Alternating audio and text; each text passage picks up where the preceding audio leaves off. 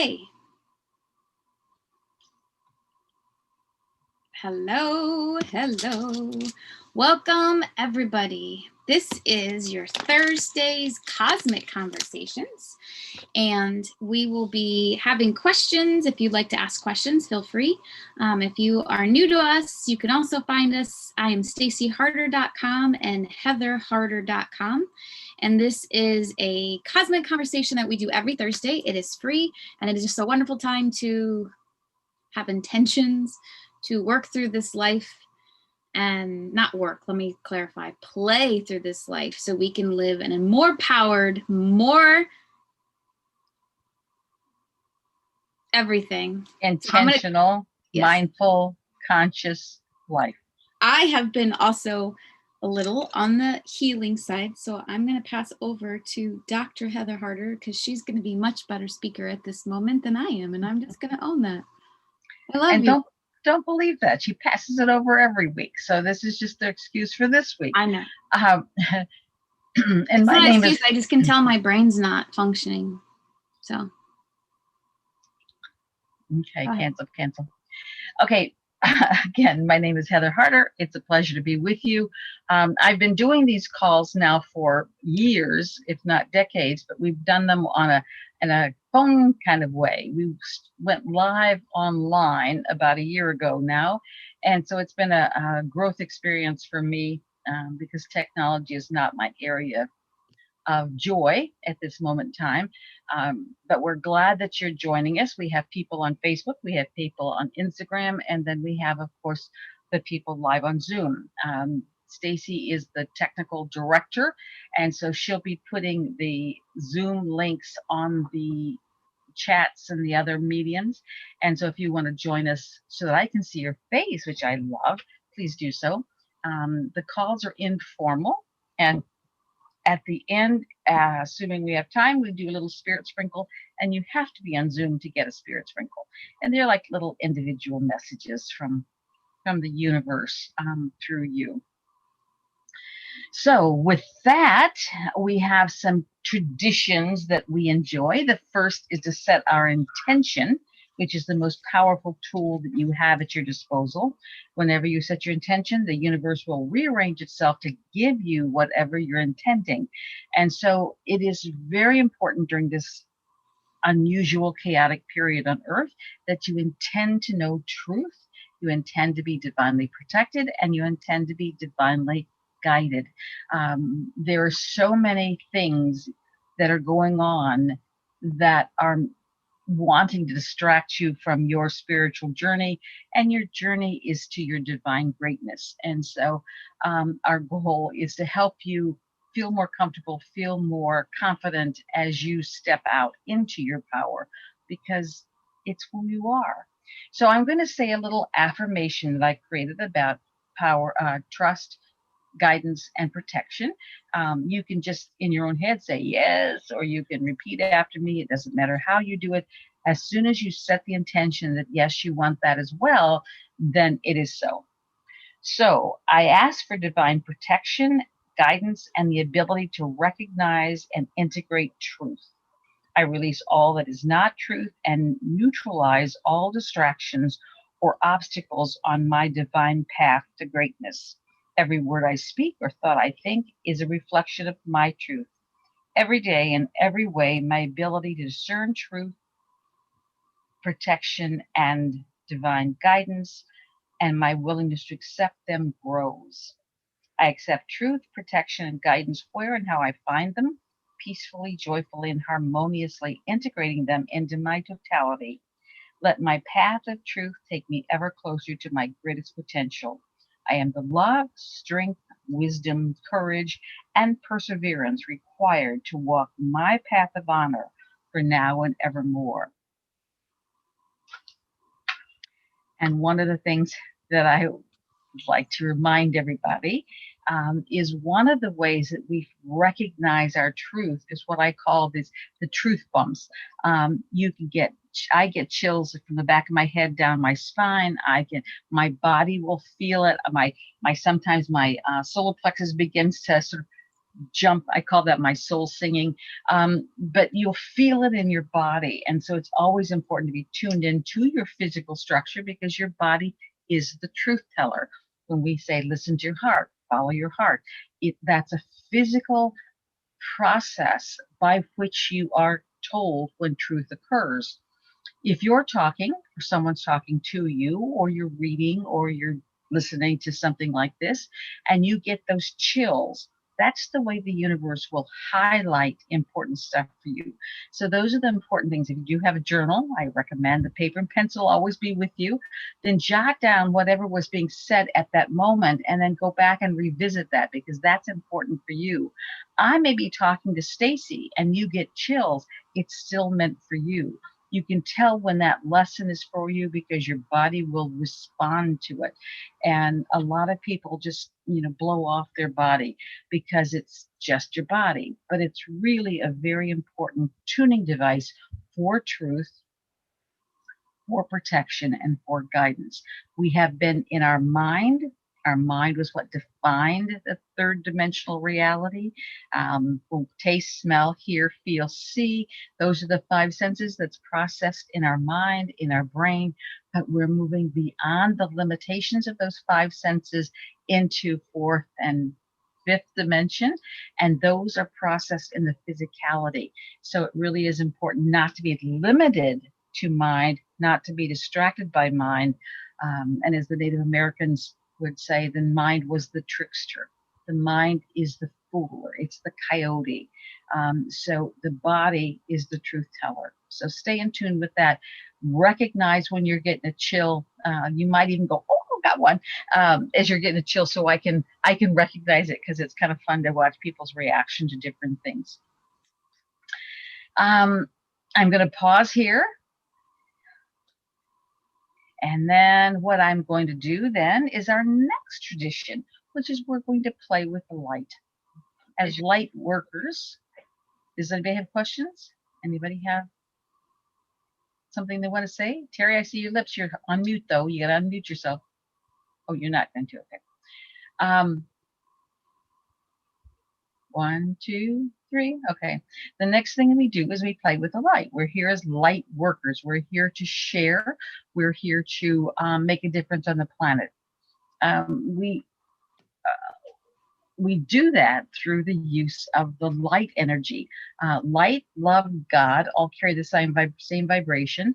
And so whether you're saying God bless you, or sending someone love, or sending someone light, it's the same energy force. I use the analogy of light in reality as we understand it in third dimension. At one point in time, we didn't have light. We just had to depend on the sun to give us light. And then we discovered fire, and we could start a fire, and we could have light at night, and it was so exciting. And then we discovered how to make candles, and so we could have light with us wherever we went, whenever we wanted. And then we went to kerosene lamps, and then we evolved, and along came Edison, who created the light bulb.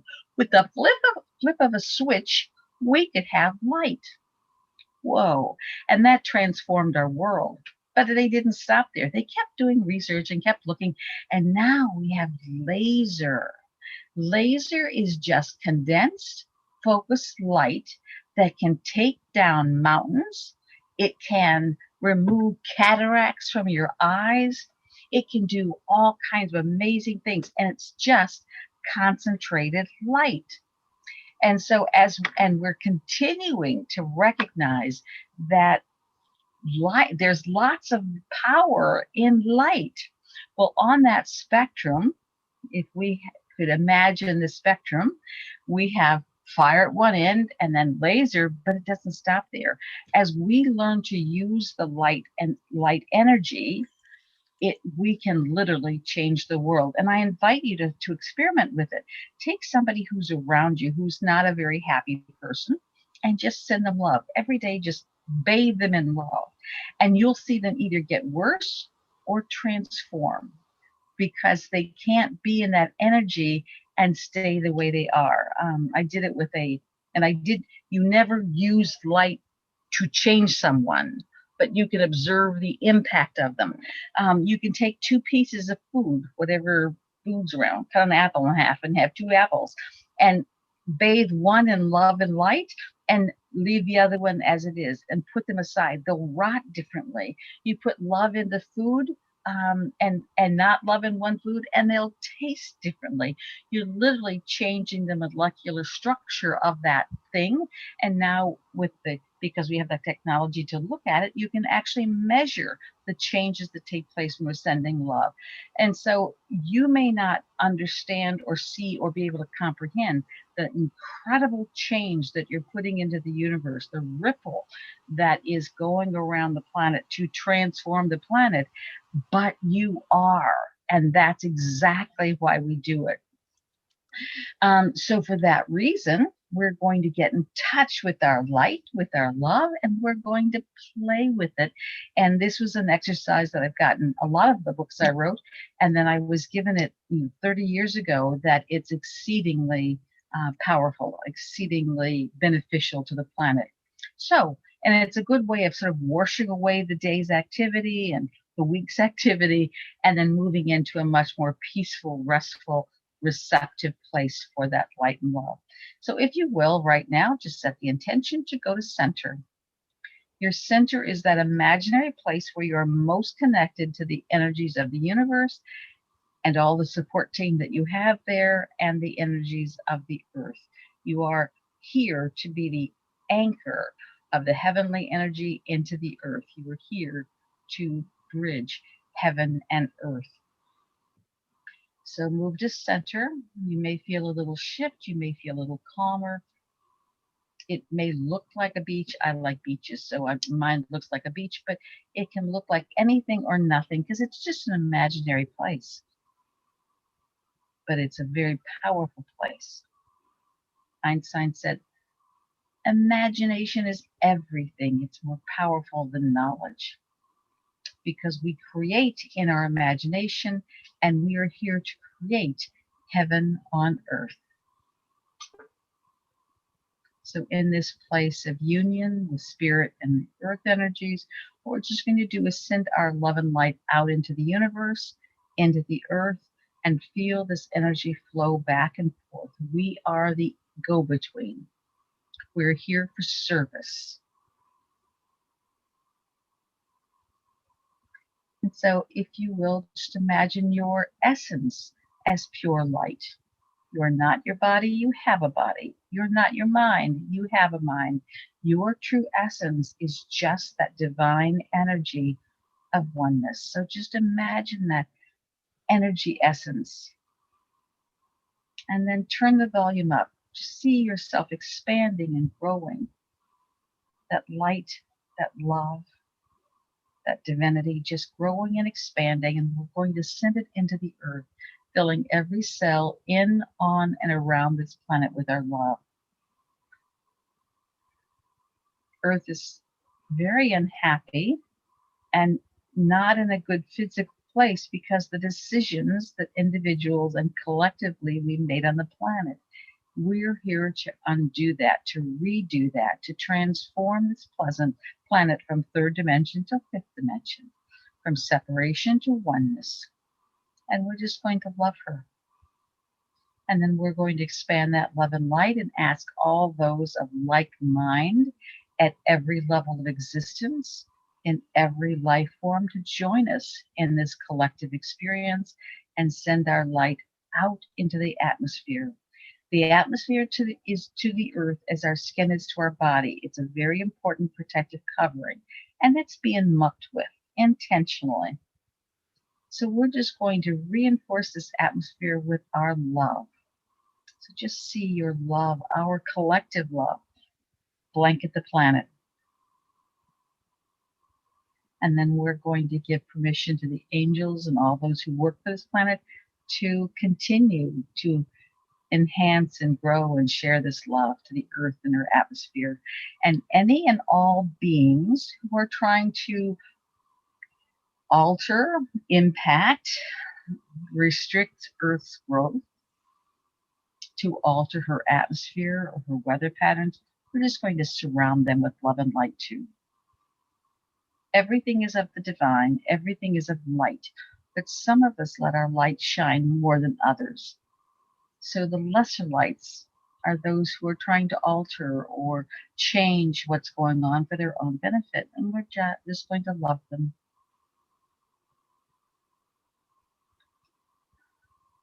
And then we're going to send love and light to all the weather patterns on the earth.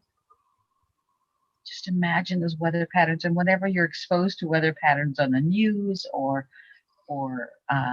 in your own world, just send them love. Just love them. And then all those who alter the weather patterns, we're going to love them as well. And then we're going to send love and light to all those places on the planet where there is war, where there is hate, where there's violence, where there's manipulation, where there is control, where there is dominance and domination. We're just going to love those places and love those who are involved in it. As Jesus once said, they know not what they do, so we just love them. And then we have a collective consciousness. The collective consciousness is the collection of all the thoughts, attitudes, words, essence of everyone who's ever been on this planet, who ever will be on this planet, and who are on this planet now. And we're just going to love that collective consciousness. It's a very important force field that impacts us in many, many ways. Our job is just to love it. And then we're going to send love and light to all the leaders of this planet, especially the political leaders who are making decisions for humanity's best interest, hopefully, but they're making decisions that impact humanity. Whether these leaders were elected, appointed, or self-chosen, we want to just surround them with love. And right now, we are getting ready for an election in this country, just a few weeks away, and many places around the world are having elections. Imagine sending your love and light to every candidate in every country, especially this country. Whether they're running for local or state or federal office, we're just going to surround them with love. And we're going to just ask the divine will be done. We don't understand or aren't able to comprehend the totality of what's happening now. This grand drama that we've agreed to be a part of is much bigger than most of us can understand. So our job is just to love it and ask the divine will be done. We're here to play a part. So let us play our part with love. And then around this country, especially but around the world, people are going to be going to a polling place. There are going to be people working those polls. There are going to be people who are supporting one candidate or the other. Let's surround them all with love. And we're going to surround all the ballots with love and ask the truth and integrity be protected with this love, this amazing force field that will allow divine will to be done through us, through humanity, through our vote. And when you cast your ballot, make sure you're casting your ballot for love, for truth, for sovereignty, for freedom. There's no right, there is no wrong. But when you cast a ballot, you're literally putting your energy into the political flow. If you don't vote, you are not adding to that intention or the outcome of the election. So it's very important that you vote regardless of who you vote for, but vote with love.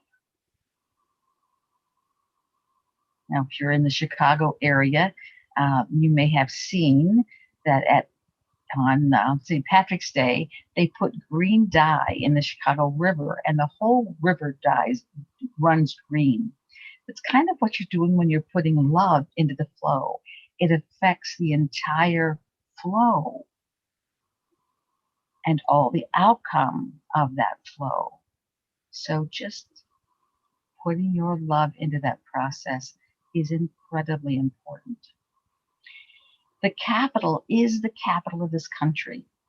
It is our capital. So imagine the Pentagon, the Senate, all the monuments, especially Lincoln's Monument, the White House, the Smithsonian. Just imagine all those beautiful, incredible buildings in Washington and just fill them all with love so that anyone and everyone who walks into those buildings are experiencing this collective love.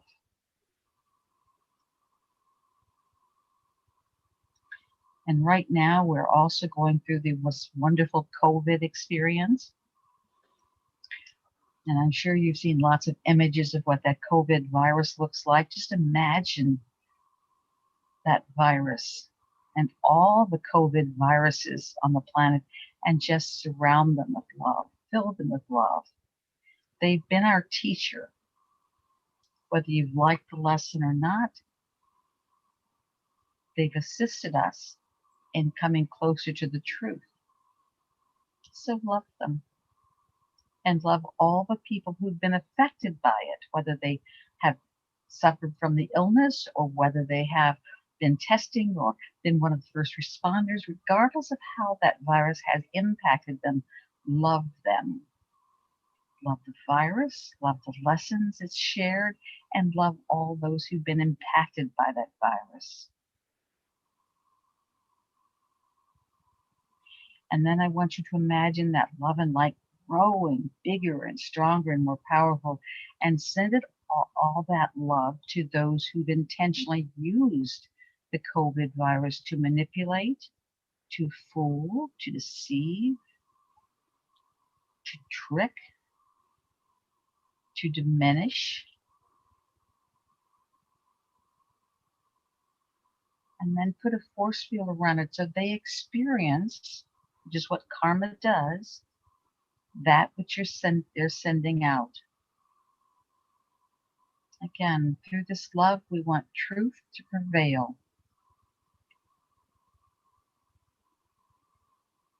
We want love to be the unifying factor on this planet, in this country.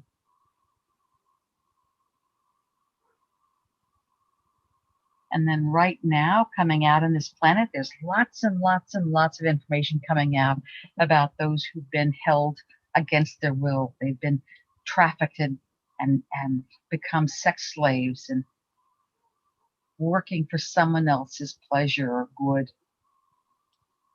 And we're just going to love them all. Love those who are the abusers, who are the deceivers, who are attempting to control and manipulate. And then love those who are controlled, who are manipulated, who are held against their will to do things they don't wish to do. And we love them. There are no accidents. This is part of the planetary growth. And we're just going to love all the players who are participating and then set the intention to learn, for humanity to learn its lessons so we don't have to go through it ever again. And then love the children. This is a tough time to be a child. So just love all the children, those in school, those who are doing homeschooling, those who are e-learning, those who are enjoying a wonderful childhood, those who aren't. Just love them. And give permission for the angels to continue to share your love with all the children who need it or want it. And all those who are abusing, deceiving, manipulating children, send them your love too.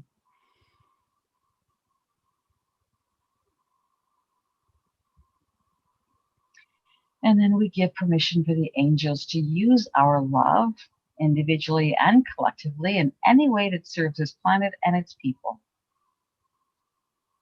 We are blessed to be here during this time, this amazingly important, transformative time on the planet.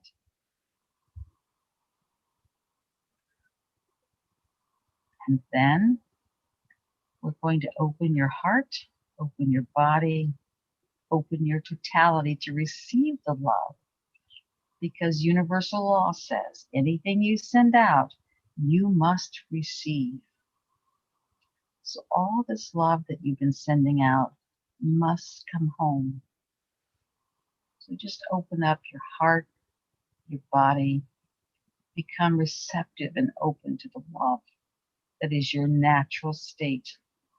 Feel how it feels as it infiltrates every cell of your body. Every atom begins to spin faster and more smoothly because of love. Let love wash through every organ, every system of your body, healing and clearing and balancing.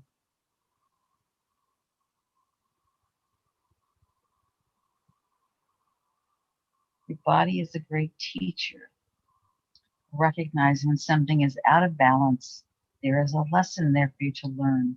Be willing, be open to receive the lesson, and then move your body back to perfect alignment with all that is.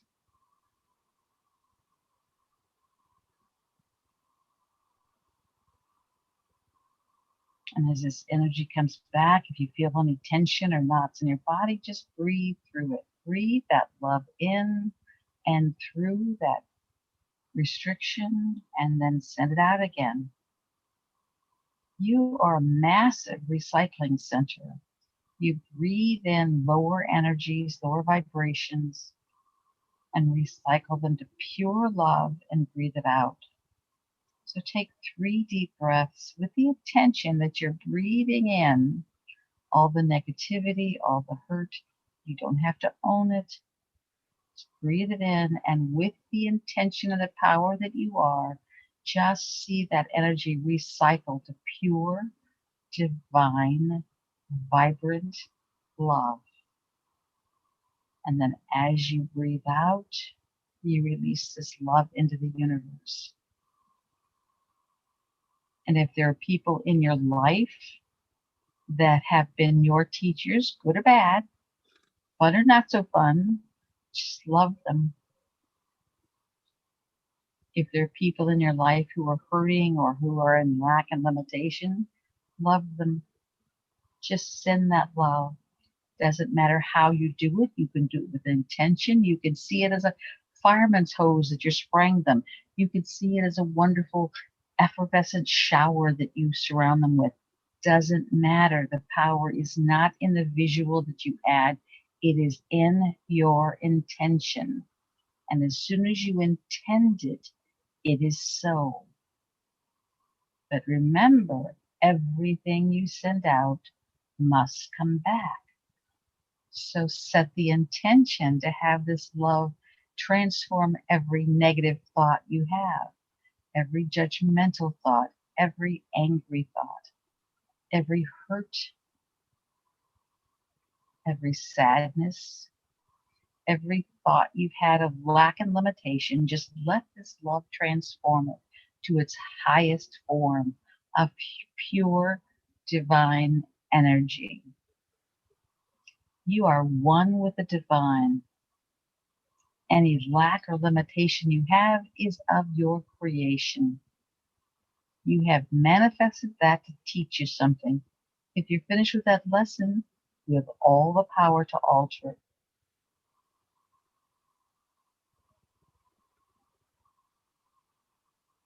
And with that, take 3 deep breaths and really anchor this love energy in your body, in your heart, in your soul.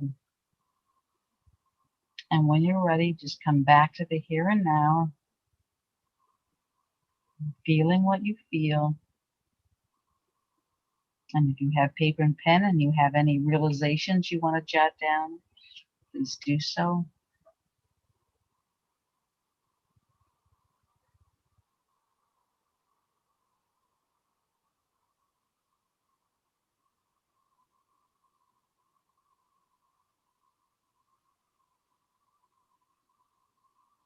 And that's the most important thing we do, is play with the love, play with that energy. And anytime you do that, whether it's for a flash when you're sitting on the toilet, or whether you're driving down the car and reminded when the lights turn green that that's also a signal to send love. You can do it all the time in little flashes and in various ways, but it is the reason why you're on this planet. And you may never see the outcome, but trust me when I say it is magnificent.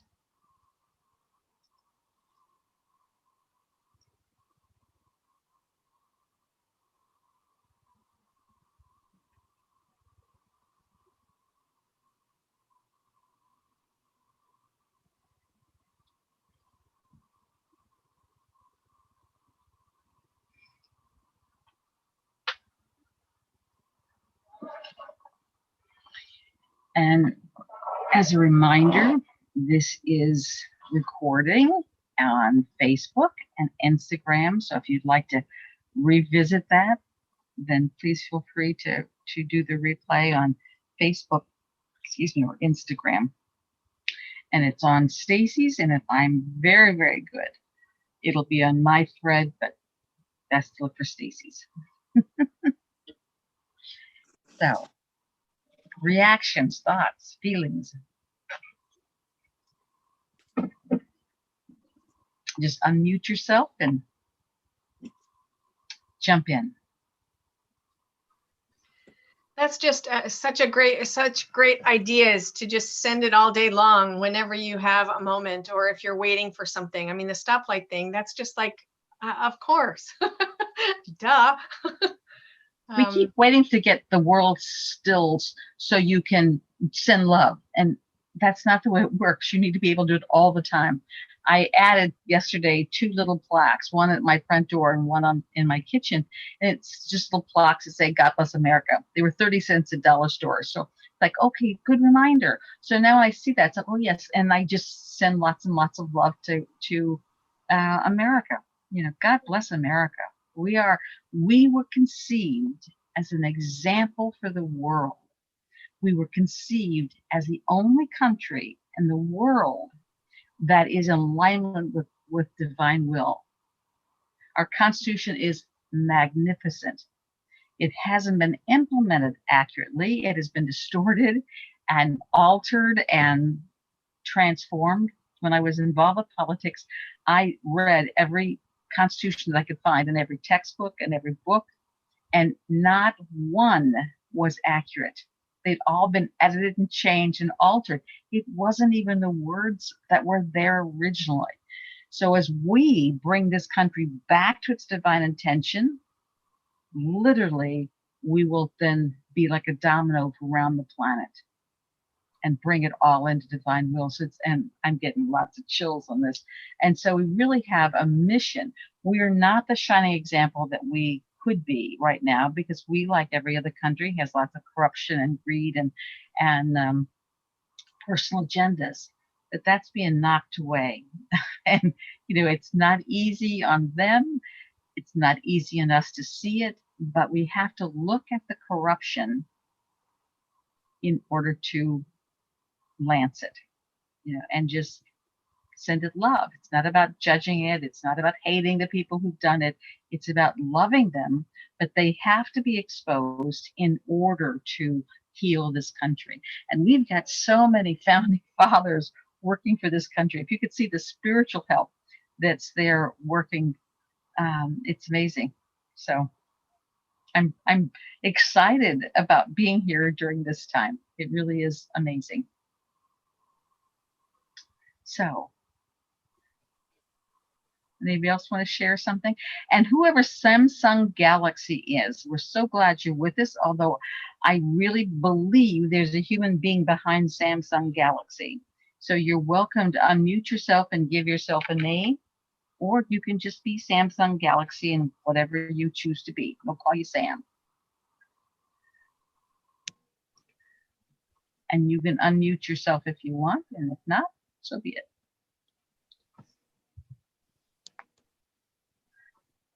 Josie, do you want to say something? Yeah. Well, today's my birthday. And Oh, happy birthday. thank you. Oh, We thank all you. we all send you love too. Oh, thank you so much. I appreciate it. This is a special So, day for you then, because the date of this is very significant. 10/22/20. That's powerful. yes, it is. And I love it. I was when we were talking about the love and stuff, it just came to me that I gotta take back my power and, voice what needs to be let out. And I don't think I did protection that day. And ever since that day, I do it all the time now. The divine truth and guidance and protection. So yeah, it was a big lesson that I had to learn. And like you said, probably several lessons. Yeah. But yeah. But once you get them, they're done forever. You don't have Yay. to worry about them. Again, my spiritual journey has been very solitary. I haven't had a mentor. I haven't had a live teacher, and mine are all dead. And so, that fact has made me very spiritually independent. The fact that you were looking for a mentor to show you the way says that you don't trust your divine connection. Because if you're plugged in, you don't need anybody else. You got everything you need, and they're free. It's like, well, you can have the best consultants in the world, and they're free. So right. You just have to tap into that energy and that source. Yes, I was taking, in information that everybody was saying, oh, you got to get a mentor. You got to get a mentor. And I'm like, okay, I guess I better get a mentor. And well, I don't want any mentoring like that. So and everybody at one point in time, everybody said the world is flat. It'll fall off if you get to the edge. Another point in history, they all said, oh, the world is going, the earth is going around the sun is going around the earth.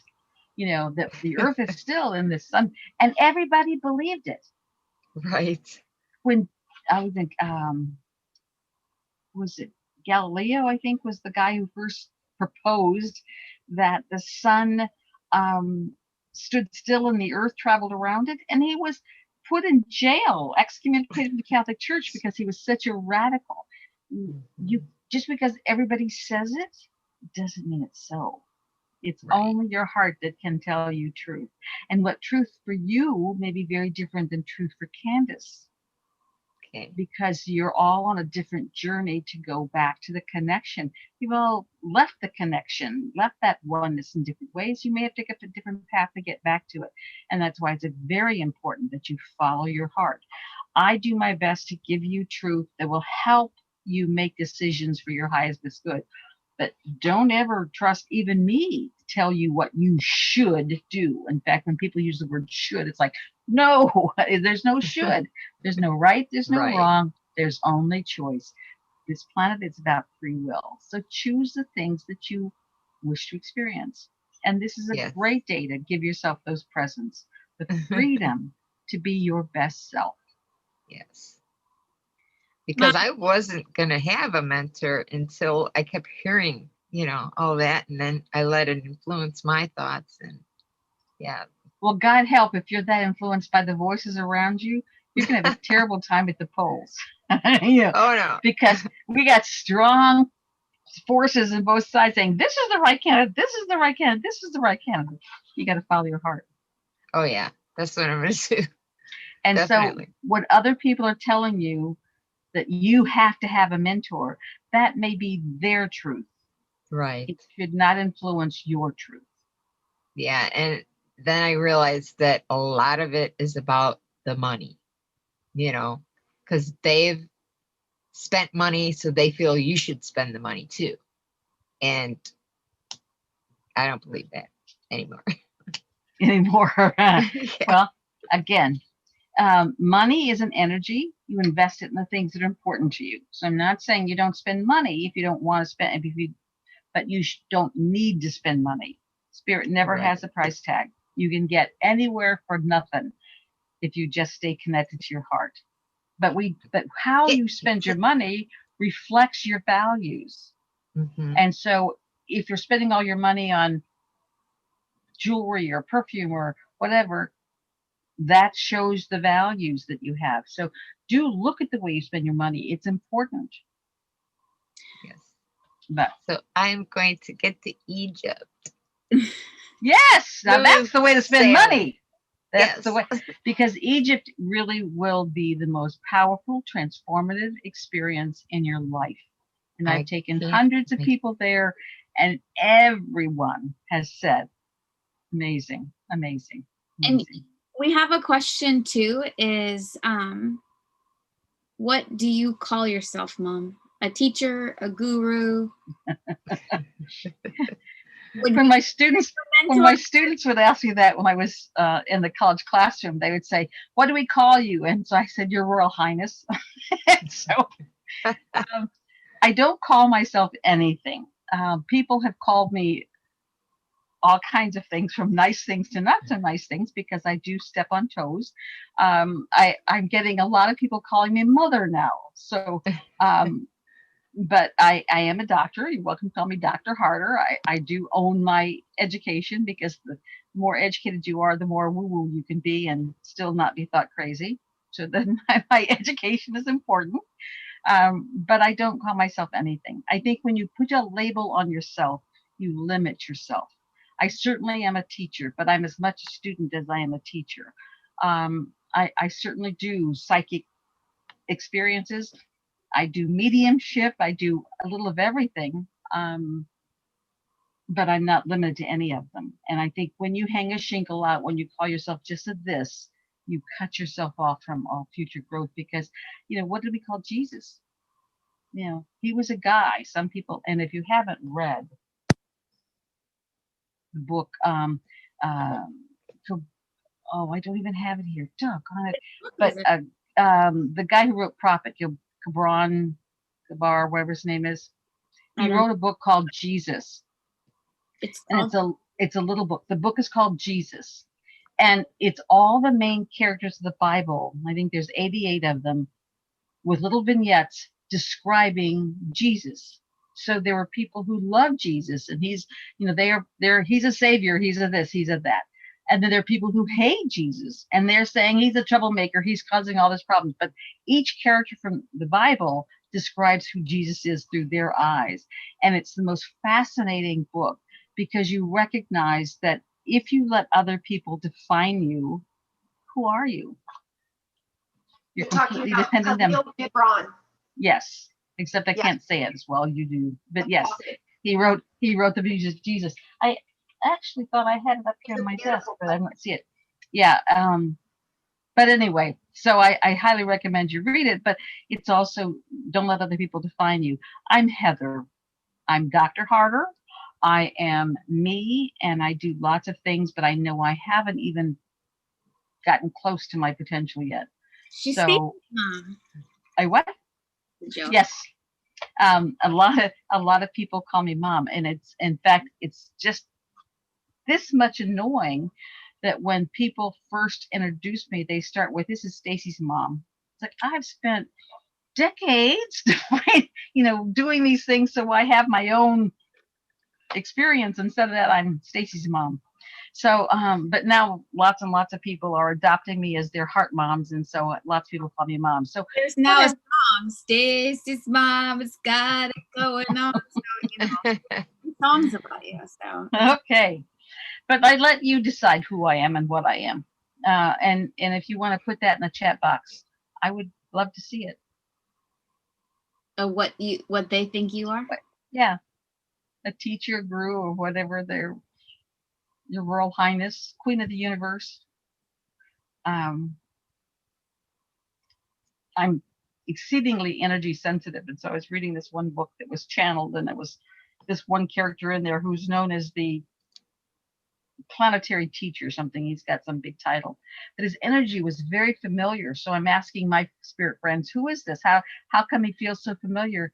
And they said, he's been your student in many lifetimes. And I thought, Oh, okay. So apparently teaching is a very easy role for me. So, You don't say. and sometimes people enjoy it and sometimes they don't, and that's okay. And I think being a mother is also a very easy role for you. Combination of all of it. Well, what I'm finding is a lot of people are needing that nurturing kind of support through their lives. Maybe the physical mom they chose wasn't able to carry them through their entire lifetime, but they're missing that nurturing. And I'm not an ushy gushy kind of nurturer. I mean, but I'm very much a. Yeah. You're being a smartass, aren't you? Well, yeah. Okay. We all know you. You're very to the point with as less words as possible. In a loving way, but it doesn't always have the tone you would expect in a loving so that's your expectation. So you're exactly what it should be. True. I speak, yeah, we'll trust it's divinely perfect, but I speak truth. But sometimes truth is hard to hear.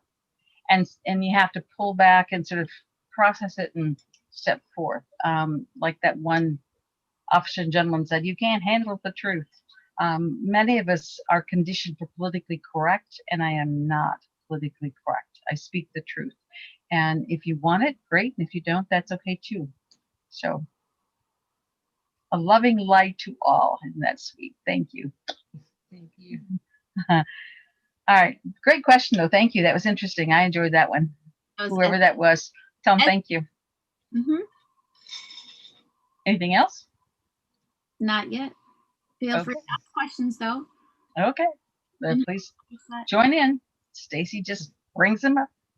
And how about Virgo? And I appreciate the truth 100% of the time. It saves a lot of time. It does. But I have had many people walk out of workshops and things I've done because they're really in an unhappy place. I had a woman who left a presentation I was doing in Northern Illinois and very upset. And because I had said something, she'd asked a question, I told her truth, and she was furious.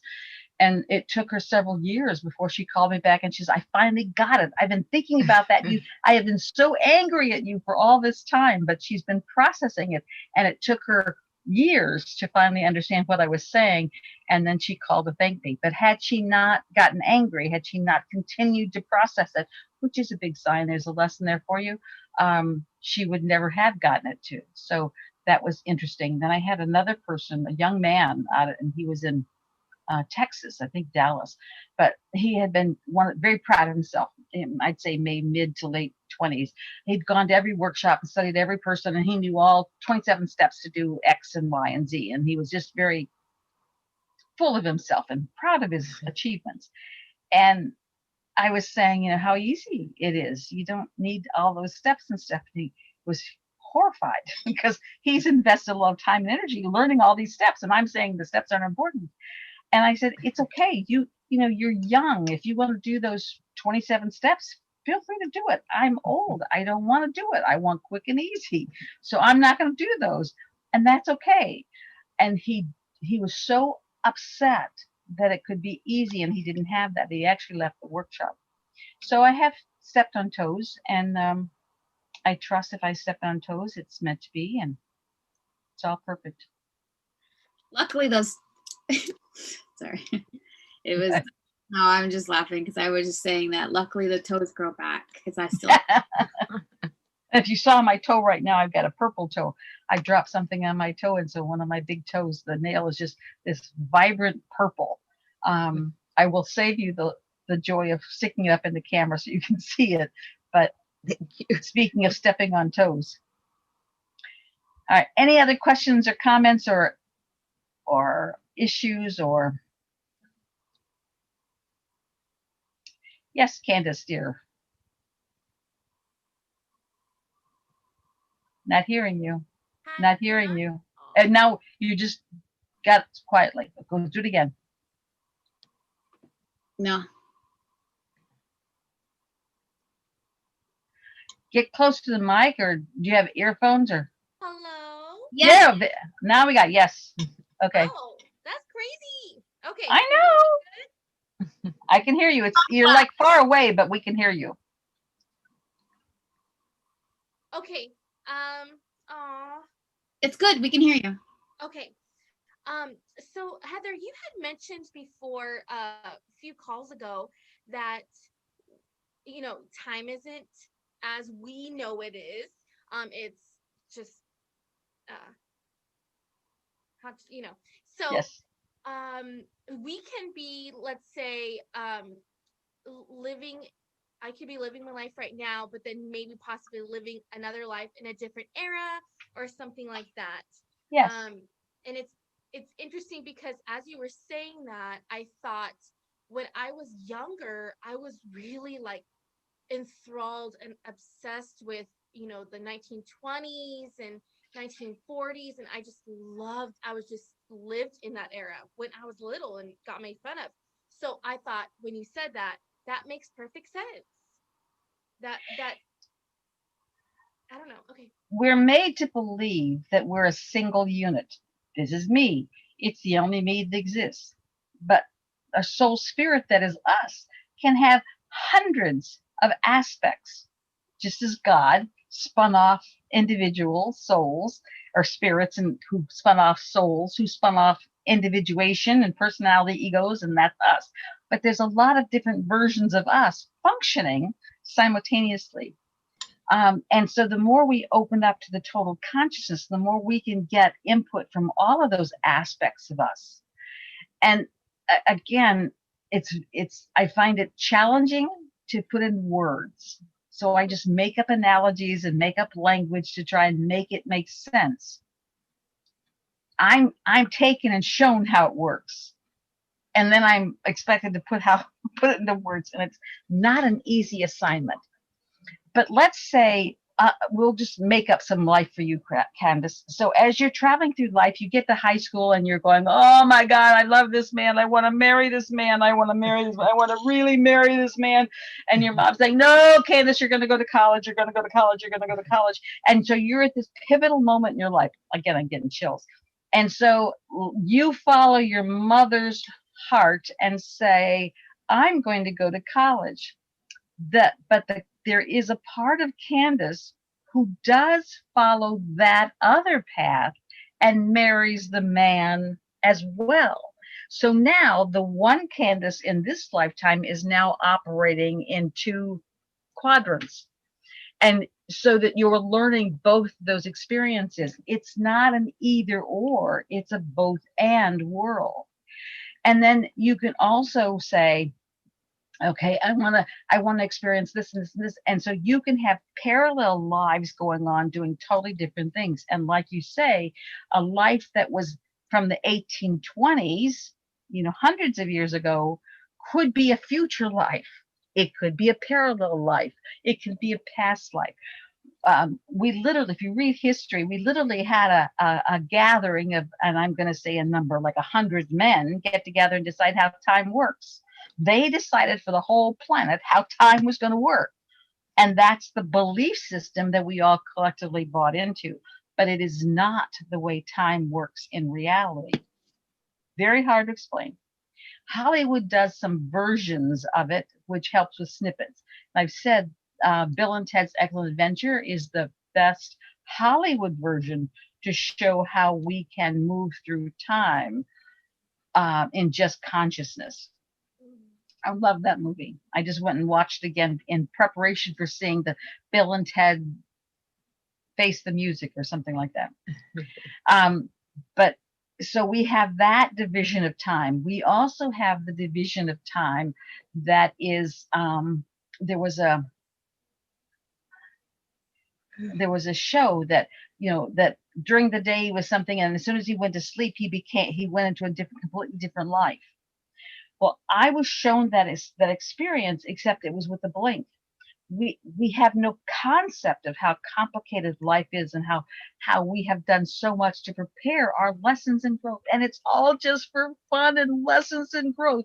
We're not meant to suffer. We're not meant to have it easy. We're meant to experience and learn and grow. It's why we're here.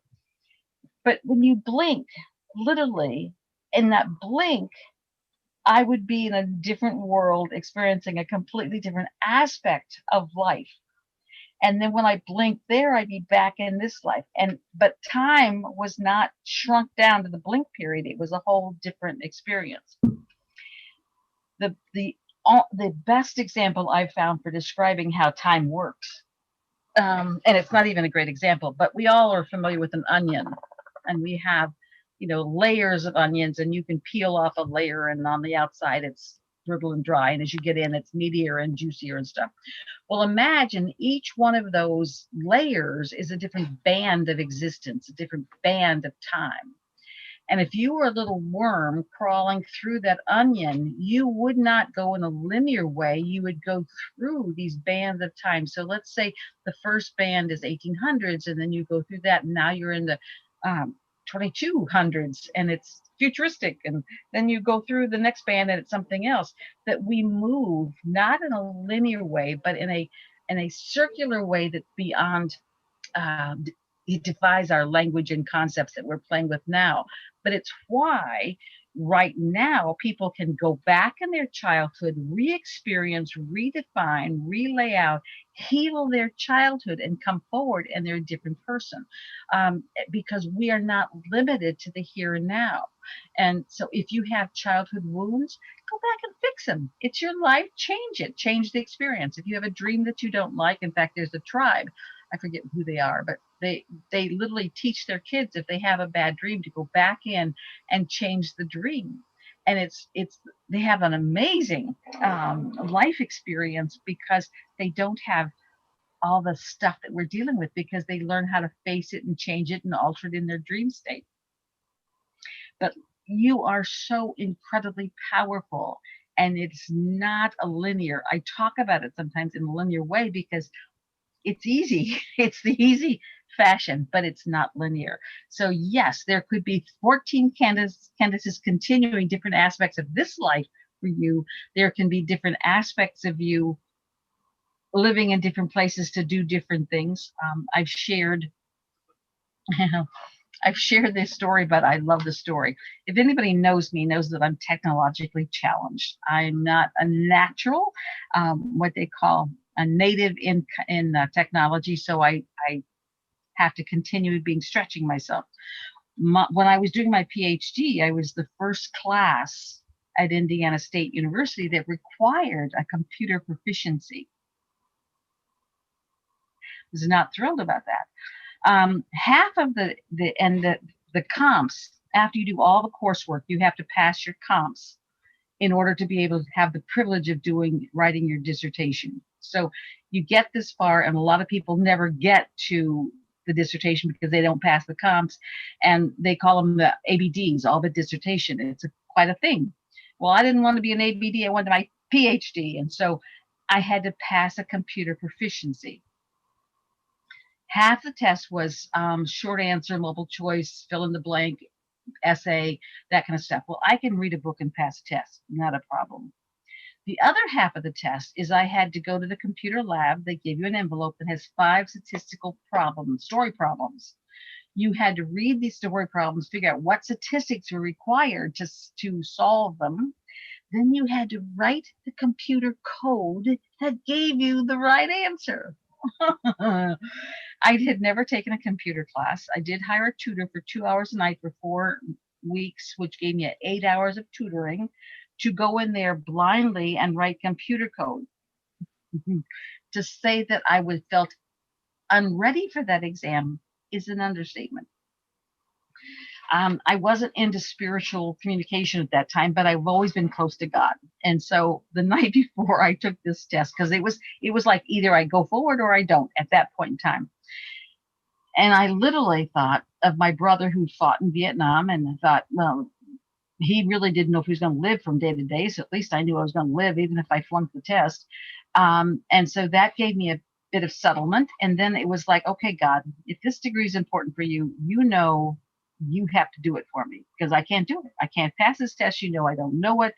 I need your help. If I'm supposed to do this, if this PhD is important for my work, you've got to make it happen. And about 2 o'clock in the morning, before this, I'm in a total panic. I'm just you can't believe the level of anxiety. And then this incredible peace came over me, and I just went to bed. I thought, it'll be what it'll be. I got up the next day, went and did the short answer, fill in the blank, not go to the computer lab. And I remember vividly this man handing me this like 9x12 white envelope. And I take the envelope, and I have no memory whatsoever until I get my scores back. I mean, I don't have any memory, total blackout. I get my scores back days later, and I pass the test. It's like, okay, God, thank you. You know, I knew God did it. I didn't take credit for it. And so then later on, when I started doing direct communication, I'm going through my life saying, okay, how did I do that? And what was that about? And how, because now I have this access. And so one of my questions was, okay, how did I pass that test? Because you both know I didn't know that stuff. And I was told that an aspect of my soul living on the western coast of Canada, who was here just to learn the technology, when I had asked for help and allowed the help, he came into my body and took the test for me.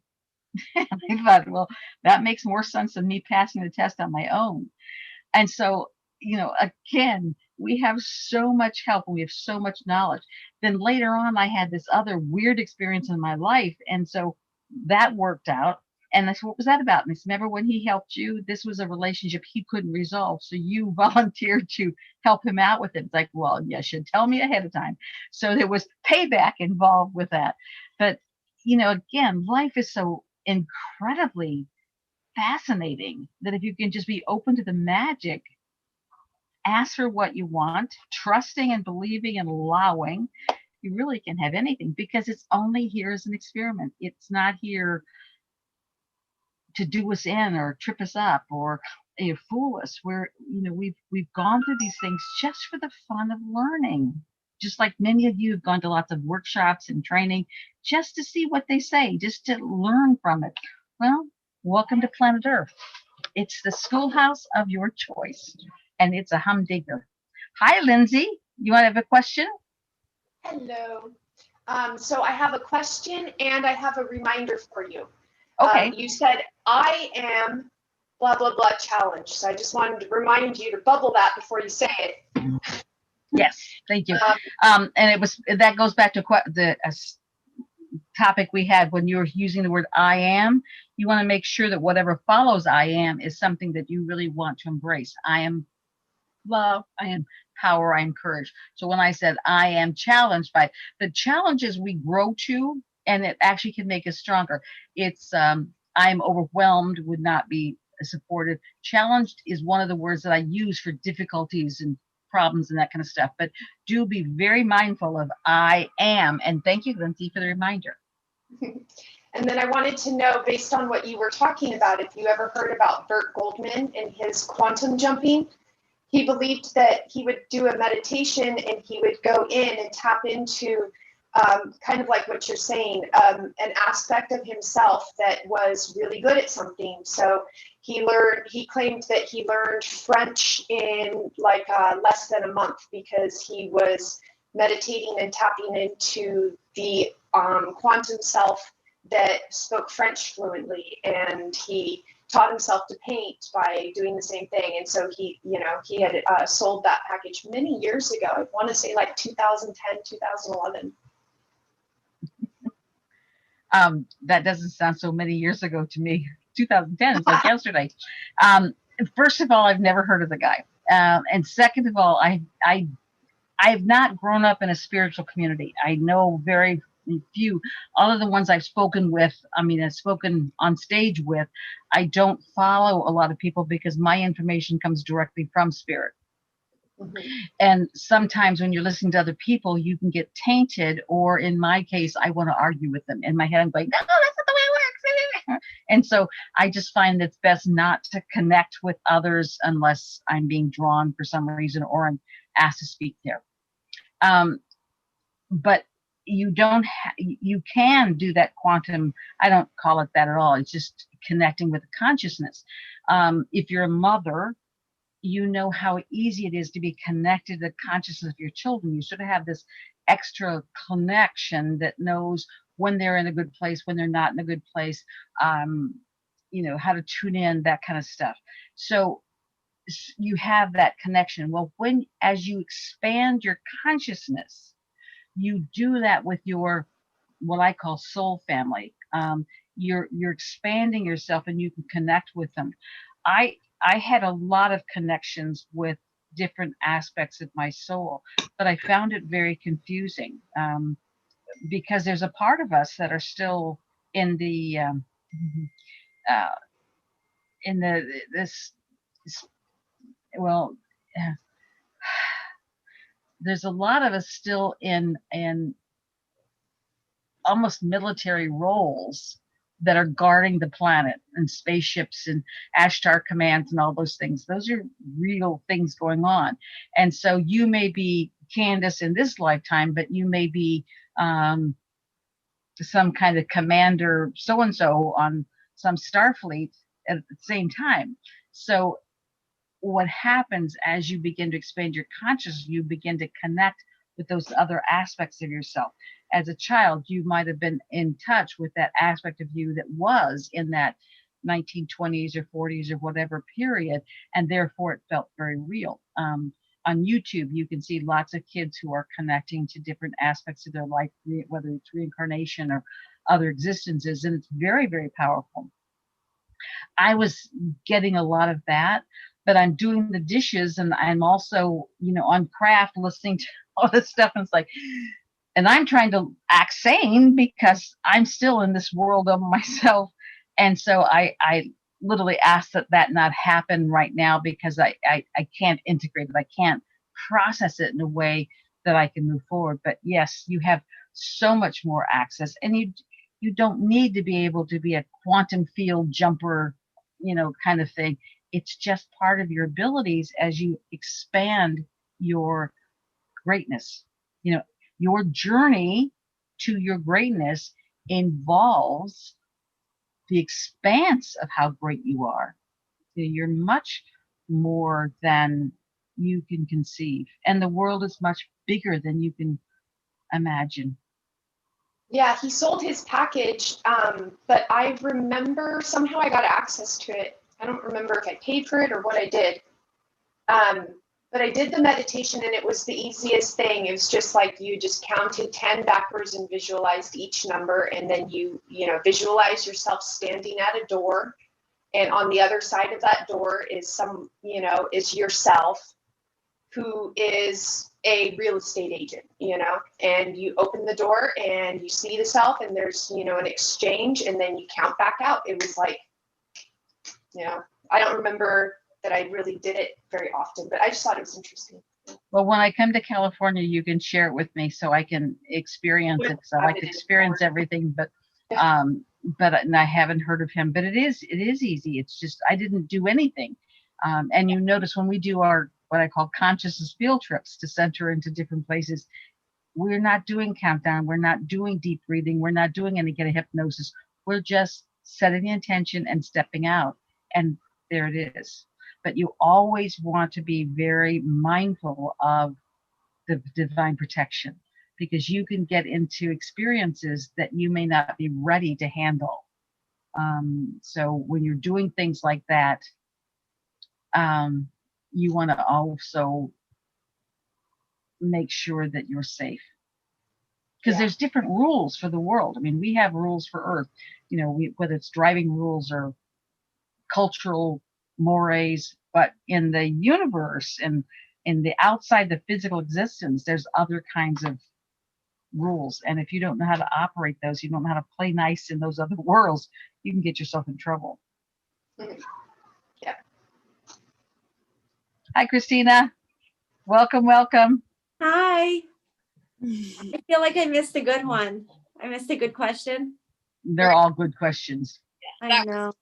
But you can watch the Your Place. You can watch the replay on Stacy's Doodaddy. That's right. But also, welcome.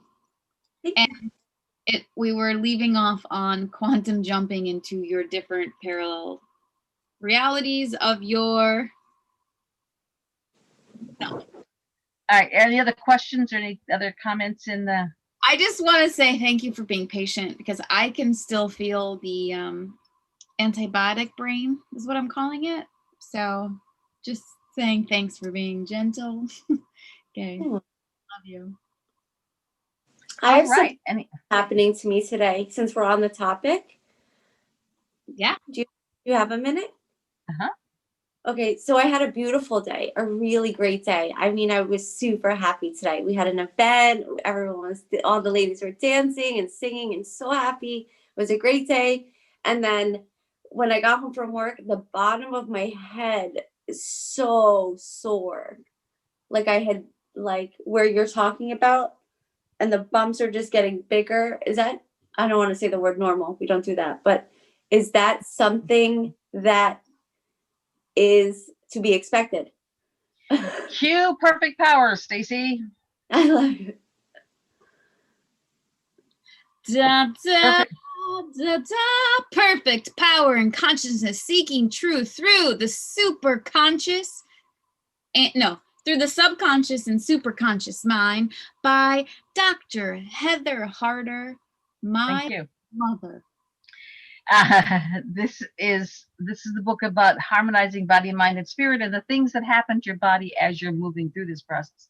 And what you're explaining, what you're talking about, is that communication center that expands as the more you tune into spirit, the more you are at one with that divine vibration. That is the place where that energy comes in. So the more you're connected, the more that grows.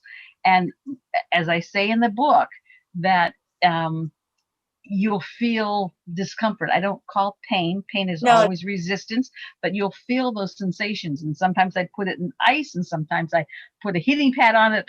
I don't take chemicals. I don't believe that chemicals of any sort are needed for your spiritual journey. And in fact, they sometimes can get you to a state, but then it's much harder to get there naturally. So I don't advocate any kind of chemical, plant medicine, whatever you want to call it, in order to accelerate it. But that is a natural process of being able to connect with spirit, and it will continue until you get it so anchored that it can't be broken. And if you felt me, I mean, it's hard to explain, but it's like knots. I mean, it Yeah. physically changes your skull. Yeah, it's getting bigger. And Yeah. I was in, yeah. I was gonna say there's three things that I would actually add to that too. Is one, even when you're having like a headache or a sensation going on, one of the things that I like to do is just breathe into it, and I breathe white light into it. And if there's anything blocking it, I just remove it for the best and highest good of all concern. I bubble it, I talk, and if you know it's your connection to the divine and your source, then I would always ask too, like, okay, clear this out so this can grow to the best and highest good of all concern with ease and grace. And then sometimes just breathing into it in that meditative state can help just sit with it, and that will help move through. Also, I wanted to put out that I don't know, I just got sidetracked by reading a comment. Sorry, that happens. Hello. I'll come back if there's Okay. All right. So what happens is that what I was explained is that much of our stuff in our brain, the scientists say right now that we're using about, it used to be 10% of our brain, but as they know more about the brain, they're saying now we're using about 1% of the brain. And so what I was told, in order to get parts that have been in hibernation for a long time active, it's like thumping on old pipes to clear out the stuff. So you get these funky head sensations, but it's part of that reactivation. And then as with all this, we're also reactivating and clearing up the DNA. And I highly recommend that you make your own intention to restore your DNA to its original potential perfect state of DNA, because we have been altered to make us more controllable. You know, right now they're talking about the vaccine that's an RNA. An RNA is designed to go in there and clump up with our DNA with something else, some pig DNA, to alter us. So if you ask me, I would never, ever, ever allow a vaccine that is an RNA. If we get to the point where we have no choice, then you do heavy duty neutralizing, asking, calling in the angels and every other spiritual being to neutralize it, because that is designed just to make us more controllable. There's a video with Bill Gates explaining a vaccine that they was trying to get the military to adopt it and use it by just injecting these people in the Middle East. It would make them less religious. I mean, science fiction is nothing compared to what's going on the planet. And so just, as you're going through these states, trust that it's for your highest and best good. Affirm, ask for protection and guidance. But we are having to go back and restore and redo in order to get to our perfected state. And so congratulations. Thank you. What's happening is more, and it could be because you're already committed to going to Egypt, that you're being prepared. So as you get to Egypt, you'll be even more zap connected. I woke up at 5 a.m. this morning, and I mean, I was sleeping. I'm not an early bird. I usually wake up around 9:30, 10. And when I say it was like 5 a.m. and in my eyes, it was just like I woke up and I was like, whoa. And it was just pitch black. And I looked at the time. I was like, never in my life have I woken up at this time. But I was just like, whoosh, up, awake, let's go. It was odd. Well, a lot of times when you're writing, especially, you'll be getting up earlier because that's when the world is the stillest and they have most access to you without the interference. It felt beautiful at that time. I really enjoyed it. I was like, it's still dark, quiet. I was like, this is lovely. Yeah, well, don't say it too loud because the next move is 3 o'clock in the morning. Oh my goodness, yeah. Well, I will say, Mom has been my mom for years, and if you know her, she's been writing books for over 30 years. But I do find that that's her hours, that she's energized, she's in the zone, like she gets up and she can start typing at 2 a.m. and just go. That's why she's got probably at least 100 books to put into print. But what I was going to say too is that other part, because we're talking about Egypt, that was the other part of it, is it's kind of fun because you can see the mummies and you can actually see some of the mummies that were like really epic people, but they have a really large part of their back heads. And you're like, oh, I think it's Ramses II. And I was like, see the skulls. And there's a lot of physical alterations that take place as you move through your spiritual journey, because the body has to carry the vibration, so it has to be adjusted so it can carry these higher vibrations. So you get lots of fun stuff. Yeah, it was a great day. Started at 5 a.m. and it was just there super. You go. Yeah, even my dogs were like, what are you doing? I'm like, we're up, Bill. We're up. We're up. Good. Yeah. Thank you. Any other questions or? Well, just a reminder, I think is important too, while we're talking about body and ascension, is that because if you were going through physical surgery, right, you would give yourself body time, physicality to go through the healing journey, stay in the hospital, take it easy. Well, a lot of us are doing some really intense energy work within our bodies. And so I find, like, for example, I've been in bed for about a week and a half, and it's obviously what my body needs, and I can sleep a lot, but just trust. Ask your body to show you what it needs to assist you, but make sure you're giving your time. If you're feeling like you need to rest, then rest. If you feel like, oh, I don't want to go to sleep now, I can't believe I don't, like, you're complaining or shooting yourself, then cancel that, in my opinion, and say, okay, what are my body's craving? What does my body want? Because it'll just be natural to feel tired or natural to do this, but just trust. I do a lot of processing in sleep. And that's something that my body has kind of done a lot. So just listen to your body and make sure you drink lots of water. And love your body and appreciate your body, because your body is very special.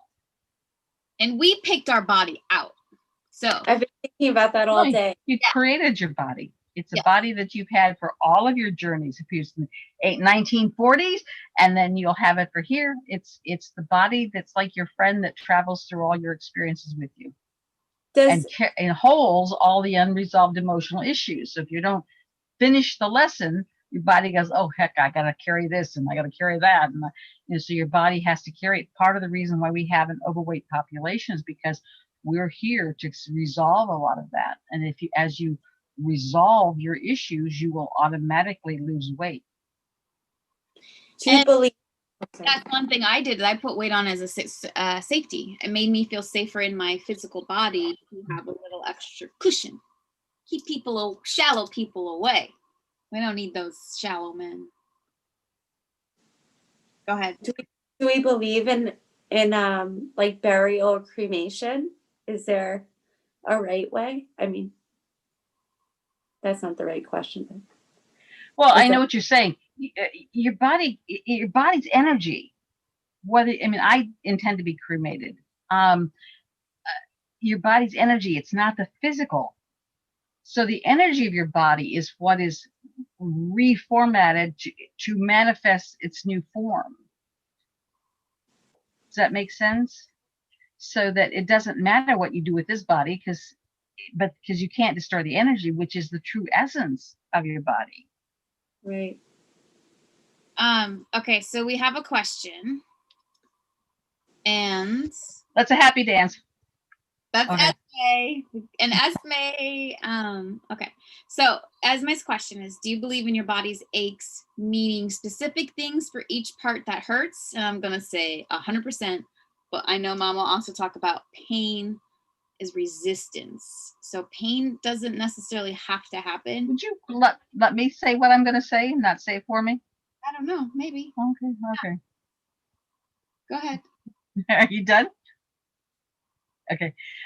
First of all, it's not simple to say this always means this. You have to really get in touch with your body and see what's going on. A lot of people have been in pain for a very long time. Then what happens is your body memorizes that pain. There was a period of time I was told that I had to, what was the word they used? I forget now, but it was like the cells of the body had memorized the pain and that had to be readjusted for happiness. And so if you've been in aches and pains for a long time, it could even be lifetimes of experience you've done, then you have to start intentionally reformatting your body for joy. If you have certain places in your body that has discomfort, we won't call it pain, then certainly I would investigate to see what that symbolizes, what that means. Louise Hay's got the little book, The Heal Your Body, and it's got like a directory of different things and what emotional issue it stands for. I agree with about 90% of what she says. There's also Deb Shapiro that has Your Body Speaks. She has which has a longer version for different things. I believe about 90% of what she says. I think you have to tune into your body to see what it actually means. But certainly it's your body trying to talk to you. Your body is saying, hey, I need some attention here. And you need to tune in to see what it is. For instance, there was a period of time where I was having knee issues.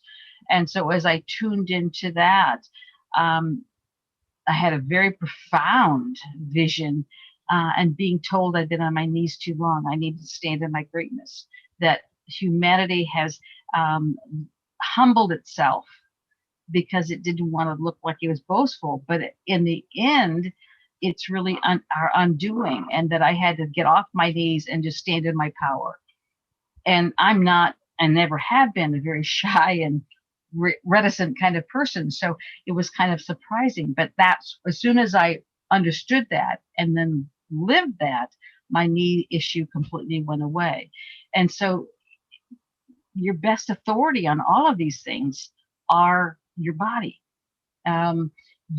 If looking at Louise Hay, and she has like a dictionary of issues, then this is what the issue is, and then this is the affirmation you say to release it. And so This is an old version of Heal Your Body. It's a little directory. We'll just pick something that I can read. So let's say you have lockjaw. Lockjaw is anger, a desire to control, a refusal to express feelings. So if you got lockjaw, according to Louise Hay, this is your issue. Anger to me is always a mask for hurt and sadness. That if you're feeling angry about anything, you need to scrape that off and look behind it to see what's hurting, what sadness are you not wanting to feel. But the third column for Louise Hay, we heard what the issue is, then she's got an affirmation.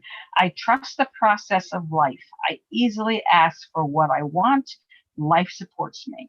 And so I find if I've got something, I look up here, I just say that affirmation 2 or 3 times with total trust, and it goes away.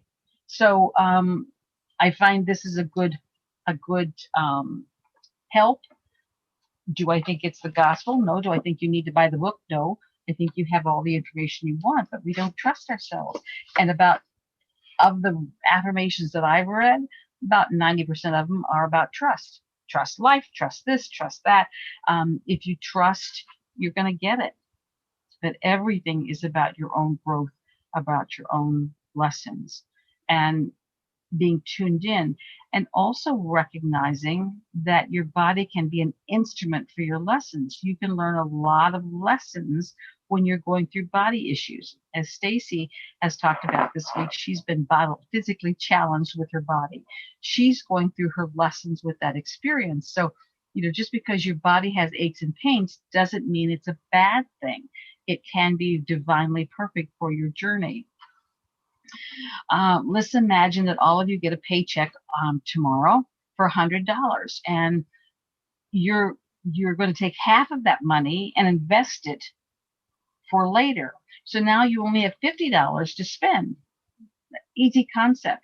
Well, energetically, it's the same thing. We all get X amount of energy, but when our energy is needed for another project that may be in another form or another existence, we may invest half of our energy to that other purpose. So let's say, the commander of the Ashtar Command needs more energy for what they're going through. So I give them half my energy, and now I only have half energy to deal with right now.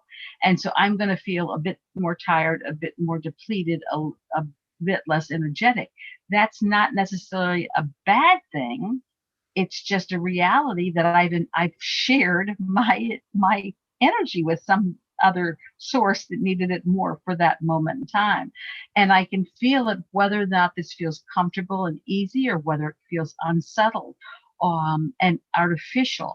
And that's where the more tuned into your body, whether this is something that supports your growth or this is something that's taking you off your path instead of having you move along your journey.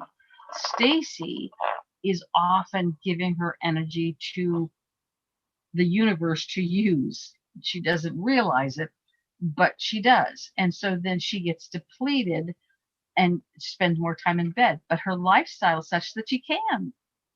So be mindful. We live in a very complex world, and we are complex beings. We're not just human as we've been programmed to believe.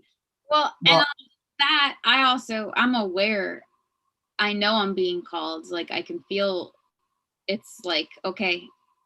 And so I intentionally will do that, but I am actually aware, because I know I can feel it. If I don't, it's like I'm put in bed and it's like, we need you and we need your energy, just lay here kind of thing. And so I will intentionally do a lot of the, like we started off in the call, a lot of the love and a lot of the vibration things and shifting, and I start seeing grid work and stuff. So I just do what I'm called to do. But I definitely, and recently found out too, there was kind of new information that of course just feels right with you or not, but how most of us, we're all here for a reason, and each one of us has a different reason. We're all the unique puzzle piece. And one of them that I most, because there's healers and there's empaths, right? And then there's teachers, there's the pillars who are the really stable people, usually not that spiritual, but they're usually with someone who's really spiritual because it gives them the grounding. But they're not consciously spiritual. like my dad, I would say, was that married to my mom for 30 years, or 27. 26. Okay, well, long time. So, but on top of that, like part of mine, what I was a part of was you usually are physically challenged, or you can have physical ailments, or you can be injured or in disability, but it was like you can basically be out of your physical a lot. And that was like, that makes a lot of sense. Because I feel like if I get too busy in my own world, it's like I'll be knocked out and put on my bed like, nope, we need you here. And it's like, okay, whatever I'm here for. But I am aware of that. Good. Not always consciously at that moment, but sometimes I'm sleeping and I'm doing my thing. I think I know Okay. what you're talking about, Stacy, because it's a different type of tiredness. It's like almost immediately all energy drains you and you have to lay down. And yeah, I can be having a great day, energized, feeling good, and then all of a sudden I can feel my body starting to shut itself down, and I'm just like, okay, lay down, out for a couple of hours. Any other questions? Interesting conversation. Thank you for our cosmic conversation. Yeah, and I want to say too, by the way, she literally, you were saying, for instance, about the knee pain. And when you said, for instance, about the knees, she literally wrote that, for instance, the knee pain, like anyways, and she even commented, like you were saying at the exact So time. get off your knees and stand in your power. You are not just a human. You are super being here as a divine ambassador of God. So get off your knees and own it. Yes, and mom always calls this little godlets, and I love that term. And just know that can be self-worth or like self-esteem issues, and can be inflexibility. So are you moving with life through life with ease and grace? Are you flexible? Do you trust? I'm learning trust. Trust is my lesson of the year. Trust, surrender. Of the year. Okay. Well, because I got in Egypt like crazy. I'd say it's more of a life lesson. I mean, I see this in various aspects in your life. So it's really bigger than just this year. It's really through so many different levels. There you go. We already have a Wonder Woman costume for Halloween. Yep, someone put God particles. That's cute. Yes. Yeah, but we are, like when you say you're a goddess, you are a goddess. We're gods and goddesses. We are the divine. We all have the potential of being. We have to allow it. You know, if you don't own it, it ain't there. Because we create our realities. If I think I'm the victim and, oh my God, I'm going to get beat up again and this is going to happen, I'm going to lose all the money and they're waiting for the shoe to drop, that's what's going to happen because you're creating it. So you have to see that you are the grand creator. You're the architect. You're the actor. You are the one that's in charge of every aspect of your life. And you have unlimited counsel, advisors at your disposal. You just have to ask and listen. Candace, thank you so very much for your active acknowledgement. I'm sorry that everybody on Facebook and Instagram can't see you, but you're just that person that's always, go, you're great. Thank you. You're the kind of person that I would pay to have in the audience just to spur me on. Okay, any other questions on Instagram or? I just want to clarify because we're going to go through, but yes, I have a comment. Okay. And the comment is, I struggle with changes in general, like routine or practice. So it makes total sense as new pain and resisting the flow of life for me. I would, as a good reminder, cancel saying, do you really want to struggle with changes in general? First of all, if that's your truth and your reality, then keep those words. If that is not something you want to continue with, then in the past, I've struggled with changes in general, like routine or practice, but very, very, very, very important are words, our thoughts. This is what our reality is, y'all. We gotta, before we get into 5D, you have to be absolutely perfectly clear because your thoughts are gonna instantly manifest into creations, instantly. And so we gotta get better with our words. So if you don't want that, then cancel, cancel. Yes, and recognize that rigidity, which she's talking about, is always a byproduct of trust. If you don't trust that what's coming is going to be better and more joyful or more exciting, then you don't want to resist it. And so it goes back to trust. Trust is probably, from in my experience, the number one lesson that people are working on. I'm told the planet is working on sex and money, two major ways we're controlled on this planet. We're seeing that manifest in our political battles that are going on. But individually, it's about trust. You have to learn to trust. I mean, the 20 million in sex trafficking right now, that's sex issues or money issues? I'm totally being sarcastic. Love and light. I got that. But we do send love and light to all of them. It's not We by do. accident. Nobody's by accident. We do. And there she And said, cancel. She goes, I'm working on flow in life and I'm learning to surrender and let the divine purpose guide me. There you go. And just know that you are, I mean, nobody comes to this planet unprepared. If you all, even whatever you consider the least on this planet, you know, the homeless guy on the street that, you know, however you define the least person, that he is a spiritual master. Nobody comes to this planet unless they've gone through tremendous amounts of lesson already, that we come in to experience different things.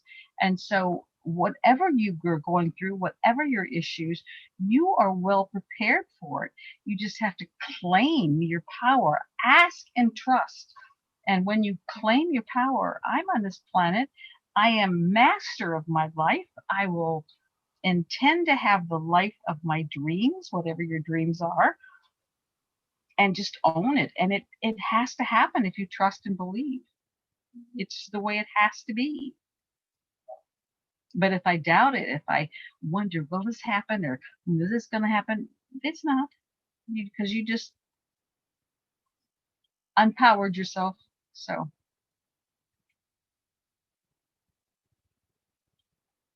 All right, we have some lovely people on Zoom. Questions or comments or reactions? Oh, I see Candace's question. Do you have any guidance surrounding anxiety? Yeah, it's a mind out of control and how to move through it. It goes back to getting control of your mind. Our mind has been sort of, again, I own childcare centers for 20 years, so I've dealt with a lot of kids. And my image for mind uncontrolled is like that 5-year-old brat who's never had limits, who's never been told no. It just does whatever it wants, however it wants, and throws a fit if it doesn't get its way. I mean, I think you've all probably experienced some child that may fit that persona. And so what happens when the mind's out of control, if it doesn't want you to do something, it starts giving you all this feedback. You don't want to do that. That's not, and it gives you this clutter and chatter. And then the anxiety is the worry, which then of course is manifest into, not the life you want. And so when your mind is acting up, think of that 5-year-old child. What would you say to it? A lot of people just give in, give it what it wants because I want it to shut up. And that creates a bigger problem. But think about how you would bring a 5-year-old back into control, not stop it. This is not the place for that. We'll talk about it later. Right now, I want to do this, and I want you to behave as I do this. And you call in the angels, sort of your personal mind nanny, and tell them what you want to do with your mind. You are not your mind. You have a mind. And when the mind has been undisciplined for so very long, it thinks it's in charge. And it is. And then we become slave to our mind. This is the time where we have to take our control back. Our mind should work in harmony for us. The mind is a very important tool for creation. So we certainly don't want to make it our enemy, but we don't want it to become the brat. And then as we move the body into its state. The next workshop I do next Wednesday is on manifestation, and we talk a little bit about that. But and then the workshop after that, I think, is November 4th, and it's on It's 11th. You have a week off and it's boundaries. So- Okay, power control and healthy boundaries. Yes. So if you want more information for anybody, you can join us on our workshops. Stacy can give you information. You give me your email address, we'll send you information, maybe. And then going on. But for you, Candace, you're a very nice person. You have a hard time saying no to anyone, and your mind knows that. So, and get that 5-year-old in control. You can imagine. I mean, if you can, I think just having this image, but with the childcare centers, we had, probably about 100 children at a time in the centers. I had 4 daycare centers, and we put them all down for naps. There was no screaming, there was no hollering, there was no fighting or running around. It was just, it's time for rest. And these were kids who were not necessarily, and they all did it because of the expectations, because of the follow through, because of the procedures we put in place, so the kids are ready to rest. And so if we can put 100 kids down for nap time with no fuss and no crazies, and at the centers, if any teacher raised their voice to a child, it was automatic termination. It was never excuse to yell at a child. So I'm not talking about, being angry and fighting with your mind. It's just very firm expectations, very clear direction. This is the way it's going to be, and you're going to play the game with me. And they go, okay. So recognize that that's the kind of relationship you need with your mind. And I'm going to add 2 more parts to that too, that I feel. Okay. Everybody feels things differently. So anxiety Okay. might be felt totally different to another person. I find also ask questions, because your body's the only one that really knows what's going on. And Mom's talked about it before too, is a lot. Sometimes anxiety can be, you're not living in present. You're not in the beingness. You're in either a past time or a present time that's not real. And so it can be, like that said, the mind making that up. So ask your questions. Is this here? Am I feeling this? Is it mine? Because I feel right now we're also going through a lot of the stuff that's for the collective. I know I signed up for a lot of collective stuff. Woo-hoo. So within that, I just surrendered to what my job is, and that is to be love and to be of service. So how can I serve the divine? Second, I think, is another option that is, again, unique to every individual, but is it your team? Is it your guides? Is it your angels? Is it your galactic people messaging you? Because sometimes it's them trying to get a hold of you or pay attention, and you're so busy up here that you're not checked in. And so I would say also take some time when you are feeling anxious to really go into that meditative place inside. Ask the questions. Is it your mind? Is it maybe the guides trying to make you feel a certain way because they have a message coming in, or you're, so just go through and explore that. But trust, it's not by accident. And so, and I would agree with that. It's not by accident. There's something there for you. And I would be 100% supportive of asking questions. What is this coming? Why is this here? What am I supposed to feel? I have never had any of my spirit friends or spirit connections cause anxiety or worry or anything that I would label unpleasant. It's for me the opposite. That it's like that Pepto-Bismol of love that just sort of washes over you and can dispel that. So be very mindful of what you're feeling when you're connecting, because it may not be the highest and best source that you're plugging into that may be stimulating the anxiety. So anyway, be aware. Everybody feels different. So the same sensation could be totally described differently depending on who it is. So that's why it's just go through and ask the questions. And then I also wanted to put in here too, someone that they've been saying the protection guidance, to asking for protection guidance and no truth. And they said how much different their day is with that. She starts her day off with that. So she's been doing that in general. Good for you. Yay. Yeah. So she's being in a different mindset overall, her job, her home life, and also the asking for guidance, protection, truth has really been helping. So, well, we're, as I've said in other calls, we're being bombarded with all kinds of things. Anxiety, fear, depression are just vibrations, and our physical reaction to those vibrations. We're being bombarded with different vibrations, and many of them are intentionally designed to manipulate us.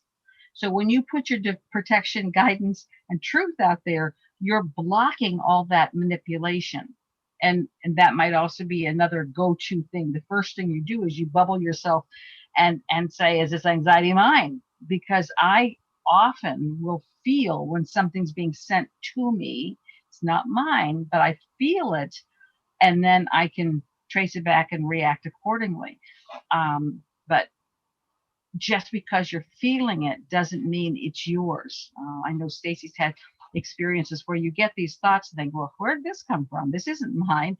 And the more you're aware of what your thoughts feel like, the more you're aware of when it's not yours.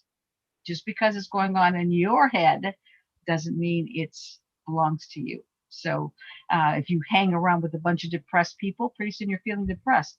It wasn't that you needed to feel depressed or that was yours, but the vibratory collective is impacting you. So you're taking on that vibratory depression. So be mindful. It says, for no stim for anxiety, like it can be pointed to anything. So I'm saying there's no simulation for anxiety. And anxiety is usually not sourced. It's a imagination. If I'm okay, let's say I get my paycheck, but there's not enough paycheck to pay all the bills, that can cause anxiety. But it's because what you imagine is causing it. It's not the reality, because we've all had to skip not paying a bill. It doesn't mean that the anxiety is a natural outcome of it. Anxiety is one way that we deal with life. It is not necessarily the healthiest way, but it's one of the things that we've done that's got us through it. There's a and unmet and ask unmute. Oh, okay. Yes, if you want, Bree, she's telling if you want to ask it directly, you're welcome. Okay, so I've just been feeling a lot of like out of placeness lately. Like I can't really pinpoint it. I don't want to say like dissociative, but kind of similar to where I'm like here, but not here. And it's like just very odd. Well, it's, again, we've talked about this in different shows. And a lot of times we feel like we're out of place because we are. This is not our natural state. It's not our natural place. As we move more into who we are, then we recognize how this world is very foreign, that it's not our natural state. And it's because we're here to change the world, not to be comfortable in it.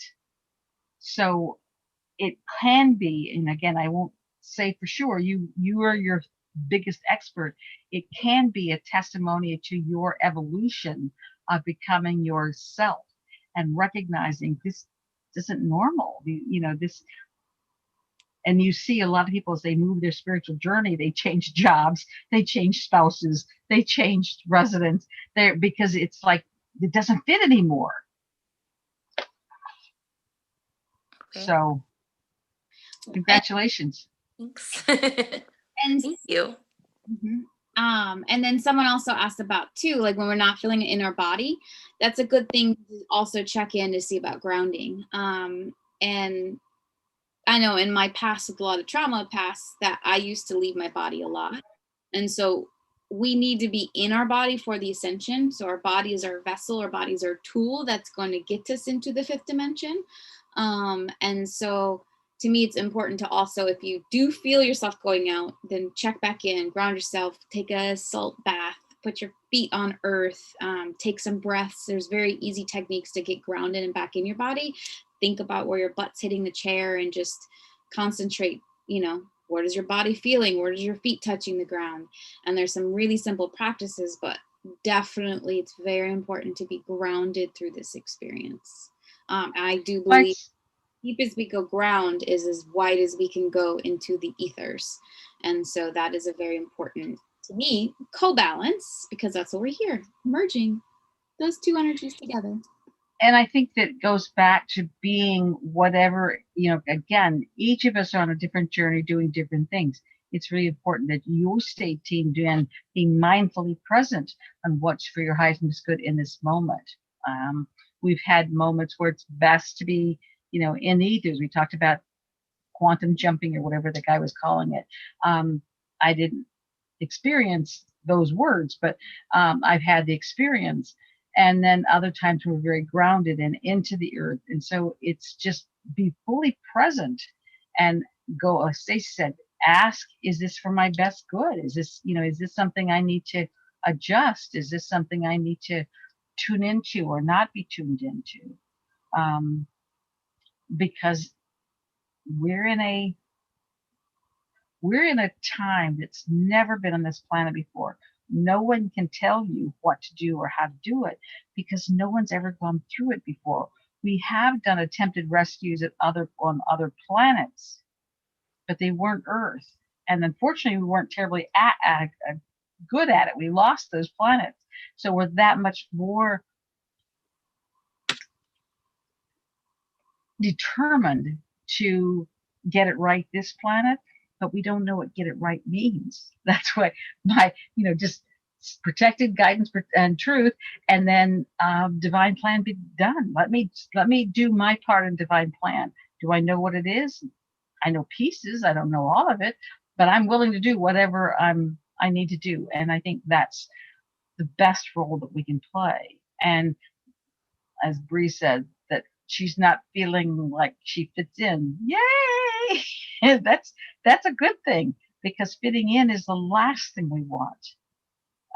And Josie said about, everybody else feels this way and she feels something else. Yay! Because we're here to shift the consciousness. We're not here to become part of the choir that's singing, this is the way it should be. And in fact, I think there's never been a time where our media, all of the media is owned by 6 families, and all the media are singing the same tune.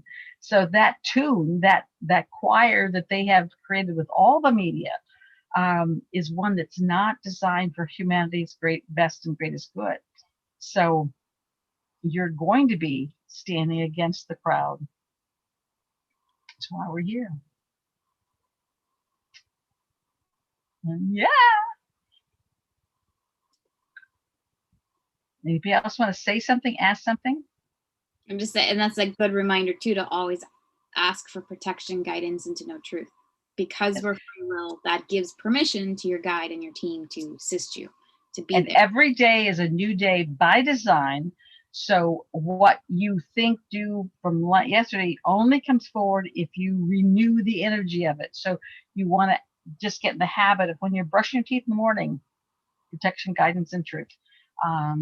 And you can, if you're listening to someone give a speech or tonight's the debate, the presidential debates, ask to know truth, ask to recognize truth. And it's incredible.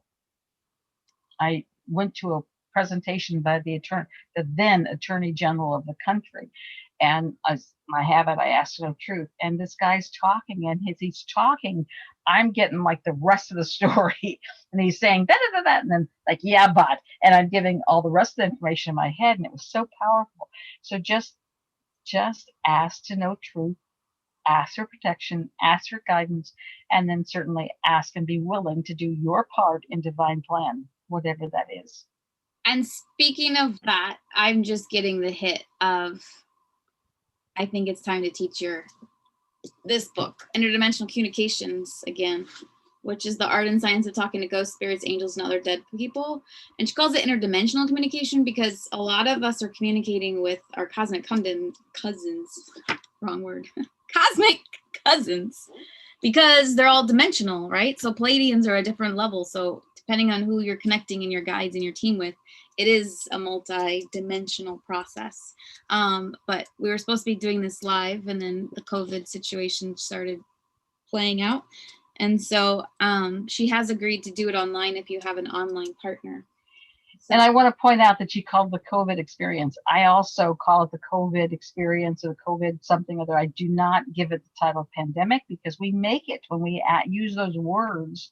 We literally create it. So don't add more fuel to the fire in any situation. Be careful of the words you choose. So thank you for saying that, the COVID experience. You're welcome. But you didn't comment on when you're well ready to teach this again.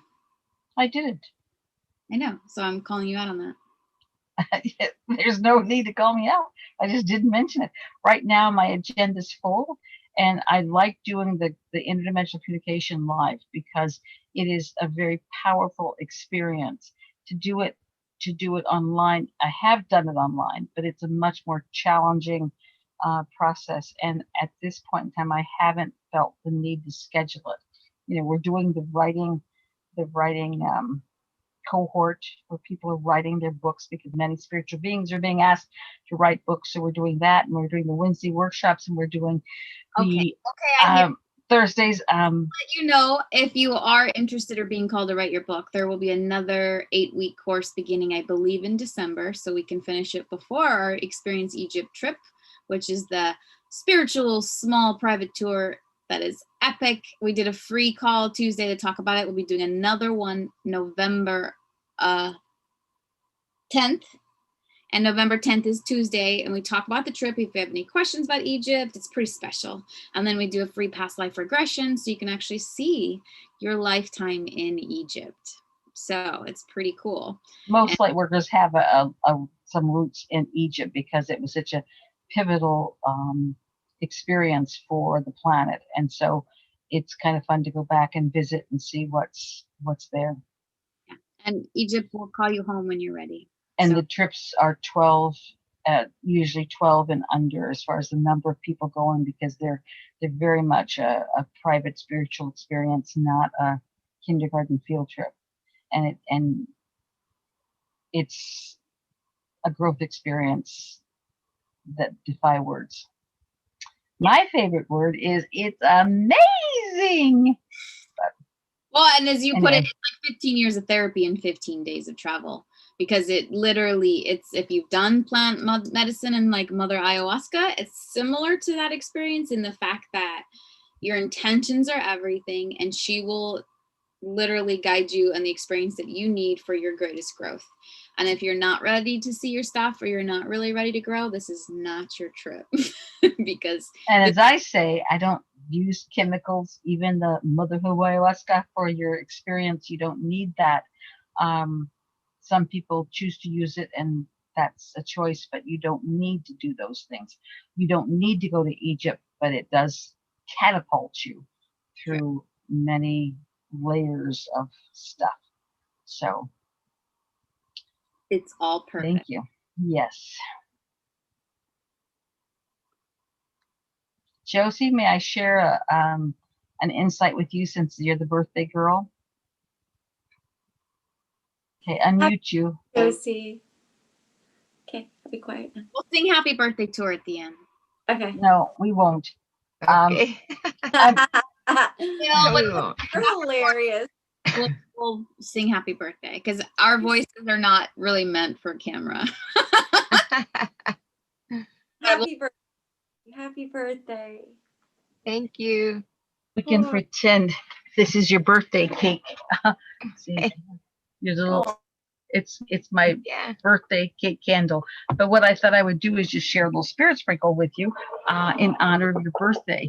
And I know that you've been very disappointed with what happened with your mentor, but it's very powerful. This birthday is really a new birthing experience for you, where you're going to be moving out into your own power and recognizing that a lot of people in your life may not fit as you move forward. And you're seeing some of that now.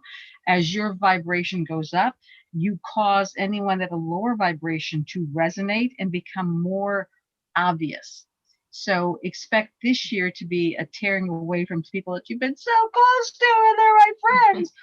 But they won't be your friends as you move forward. You've got to be open to a new family, a new group of friends, and trust that you've got to, that the spiritual mentor you have must come from spirit. This is the time now to really activate your union with the divine, and that is the source that is your guide, your protector, your friend, your helper.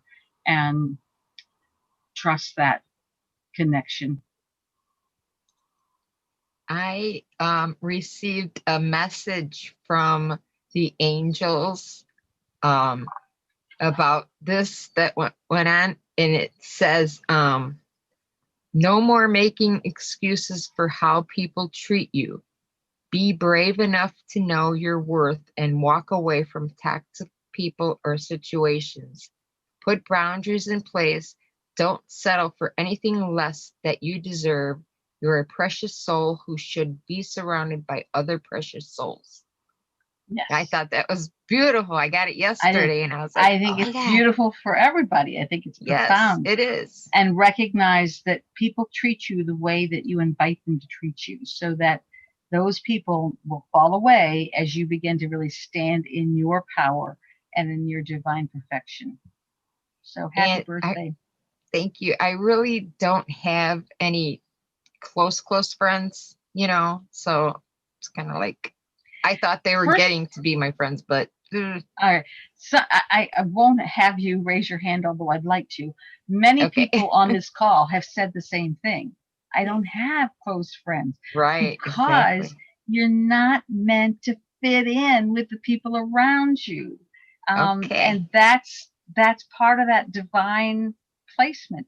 You're here to influence a pot of people. But if you fit into this lower vibration, you don't keep growing. Christina, you're outing yourself. So would you like to address that? Oh yeah, Josie, one, you have us. We're your friends. Thank We're your you friends. so much. Oh my Yeah. gosh, that's incredible. We are your friends. And Thank you. most of my life, I went through when I was young. I had like one friend. In high school, I had like a little group of 5 of us, and then after 26, I'm 38. I really have been alone since then. I haven't really had friends, and I've never fit in, but that's okay. Like I actually saw it today at work. I was the only person. I had a little party for a group of women who have children in preschool, and I was the only one not wearing a mask. And nobody nobody treated me like I didn't fit in, and I loved it because I'm not supposed to fit in. I'm supposed to show we're supposed to be examples. That's what we do. And you're perfect the way you are. You're amazing. We all are. You're amazing. And you Yes, have I've been called weird my whole life, and now Hey. I appreciate that and love it because it The makes old- sense now. The old Gaelic word for weird was W-Y-R-D. It meant oneness. So I wear my weird and wonderful title with pride because we are weird. We are part of that Yes. oneness that we're here to weave around the planet. It is love that is the binding agent that will bring us all together. And we're each perfectly, wonderfully weird. Yes. And I went to love high us school for like weird 4 people. months. Said too, like you also, it's a gift you're giving to yourself because we don't realize how important our energy is and how vast it is and how influenced it can be if you don't create your boundaries. So you can also probably thank your higher self for keeping that into your sovereignty, because if you are too influenced and too around people that don't serve you, it's not going to serve you. So I really enjoy my alone space and my Oh, alone. so do I. Yeah, so Yes. much. it's all it is. And it just, it's trust. It's part of the process. Like Mom said, we're not meant to fit in. We're meant to be our starlets. Thank you, Okay. Heather. You're Happy And welcome. birthday. everybody. Welcome to the weird tribe. Yeah. Yay. We're the WYRD. Weird. WYR. Anybody else have anything they want to say or ask? Or my gosh, it's 8:21. We've been 2 hours and 21 minutes already. Incredible. That number is my number that I see all the time. And it used to be a work number, like my sign-in number. So it's like 821. Yay. Well, good for you. Are you going Thank to do you. yours, sprinkles. Well, if anybody has a question, Can you connect into cats? into what? Cats? I choose not to right now because if they're not here, it's another bypassing energy, and so I don't want to spend the time necessary to plug in. Hold her up to So the camera. I just want you to ask her why she keeps peeing on my carpet. well, she's pissed off, obviously. We'll do another time. All right, I'm getting tired. I'm gonna let you guys go. Thank you. Thank you. Bye-bye. Bree, do you have a question? Yeah, so kind of in line with my like feeling out of place, I've always kind of just felt different, obviously, from other people. And I've been told throughout my life by many different people who are like intuitives and different walks like that, that I have gifts and like beings watching over me. And I'm kind of just interested in if you have any like insight or information on anything about that or about like past lives or anything in that sense. Well, when I tap into your energy, that's how I connect. That's why I close my eyes so I can just really feel your energy. And so it's really important that you recognize that I don't know what you're talking about, being stepping over you or on you. That doesn't make any sense to me. I don't know what that means. But you have a very powerful energy. We all have access to the same abilities, same powers, same gifts. Nobody gets an extra one. We don't always unwrap them. We don't always take advantage of them. I'm told, okay, and this is what Spirit told me. So I say it with humility. They said that my gift was that I was so average, that I'm average looking, I'm average body, I'm average intelligence, that's really my gift, because people will look at me and say, well, if Heather can do this, I can do it too. So it's like, okay, thanks. I appreciate that. And so I say that with love. If I can do it, you can do this and more. You just have to own it. You have to believe it. My gift that I think I came in with was a huge amount of trust and a huge amount of awareness of my connection. My earliest memories as a child was being with God. Not that God was some special deity off in the corner. God was just always with me, and I felt that, and I knew that. And so that's about the only advantage that I'm aware of. And only because that was part of me. So whatever I do, you can do it too.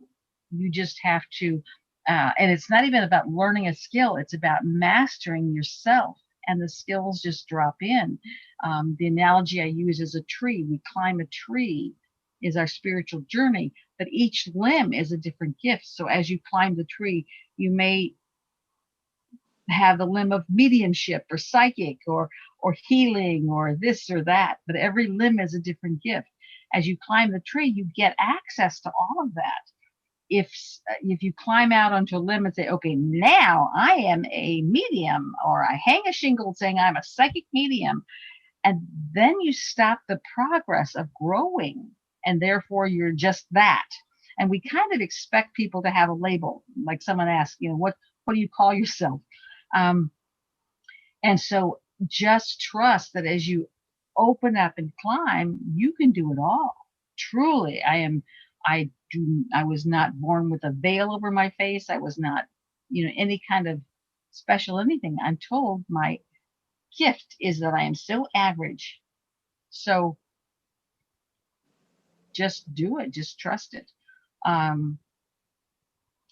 I would say, just from your energy, that you're also very influenced by others and other people's opinions, and that you have to eliminate in order to grow, because you have to be willing to be different. You have to be willing to step out and be ridiculed, and that may be something that's more difficult for you.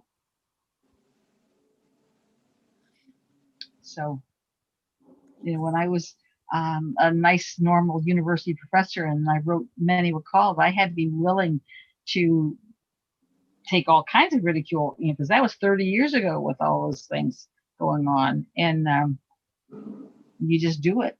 So, and you get to the point where you don't care what other people say.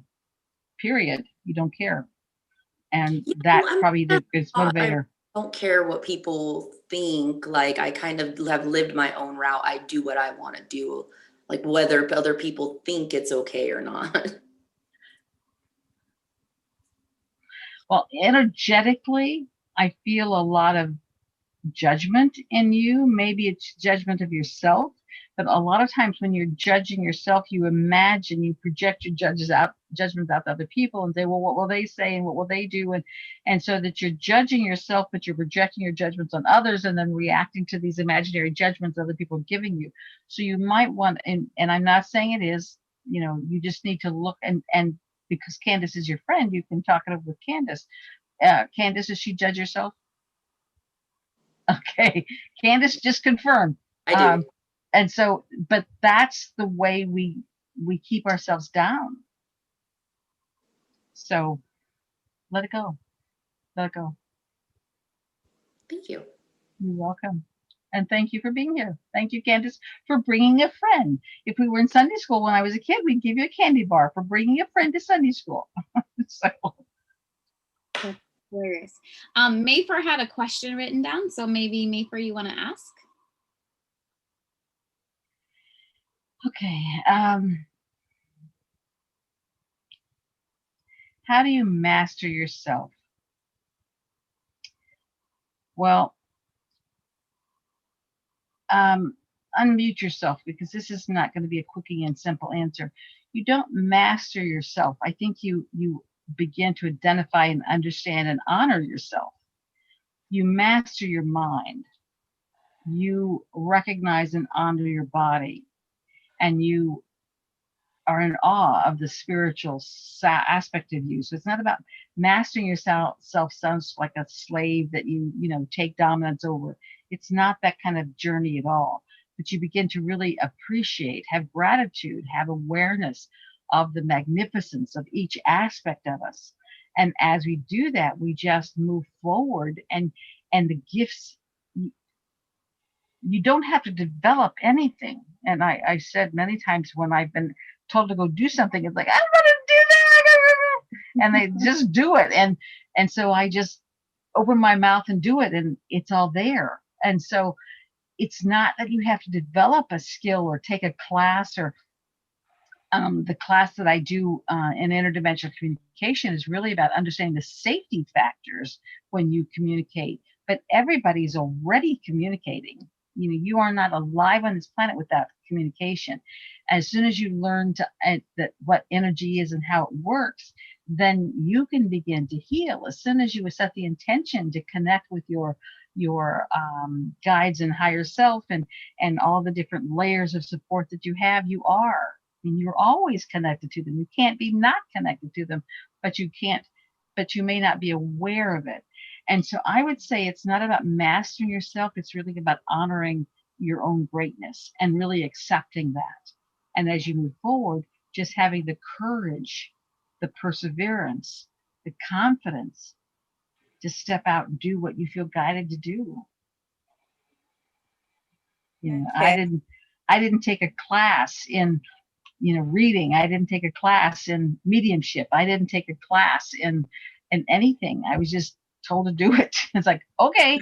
And I had to have the courage to step out and be willing to risk not working. But it's the safety net is always there. It's always, and I am average. It isn't that I am special in any kind of way. I'm special in every way, as all of you are. But it's not that I have a special pipeline to God. You just have to trust. So maybe this week, you might want to set a goal for yourself, just to, send love to someone, or do something that maybe you don't feel comfortable doing, and just begin to stretch yourself. I'm good at stepping outside of my comfort zone and just okay, let me remove your reptilians. But just being willing to do that is how you learn to do it. Okay, thank you. You're welcome. Do you want to mention anything about developing your gift? I just did. Okay. You just allow it. I mean, you don't have to take classes. You just allow it, because when you begin to honor who you are and what you are, those gifts begin to shine because you recognize them.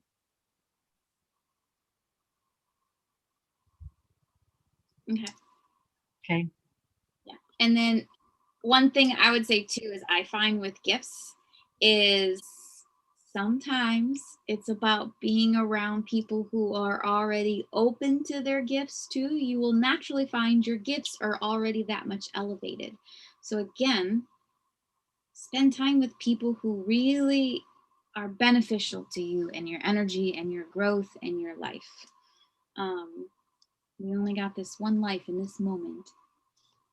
We have 1,000 lives and 1,000 moments. This life is the blink in the cosmic eye, as they say. But apparently, we're the lucky ones that get to go through the ascension from 3D to 5D, which has never happened on humanity before. So, at least that I don't think of. Why are you looking at me like that? You got to look. Because I'm processing. Okay. Well, it's supposed to be a very exciting time on Earth, even though it's the most unknown, wild adventure. So.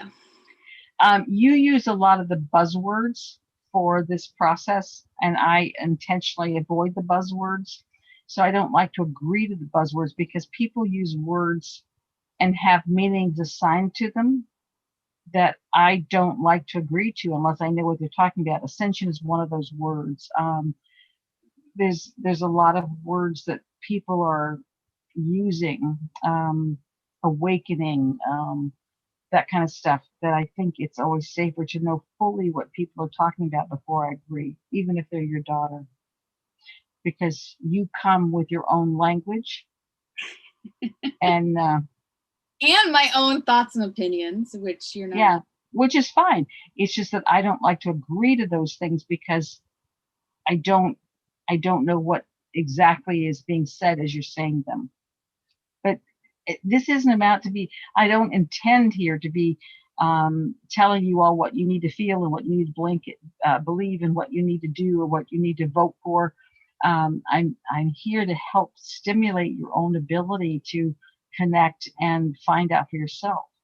In Stacy's head, she knows what ascension is, but Candace may have something totally different in her head, or I may have something totally different in my head. So I avoid those kinds of terms unless I'm defining them, unless I've written a book about it.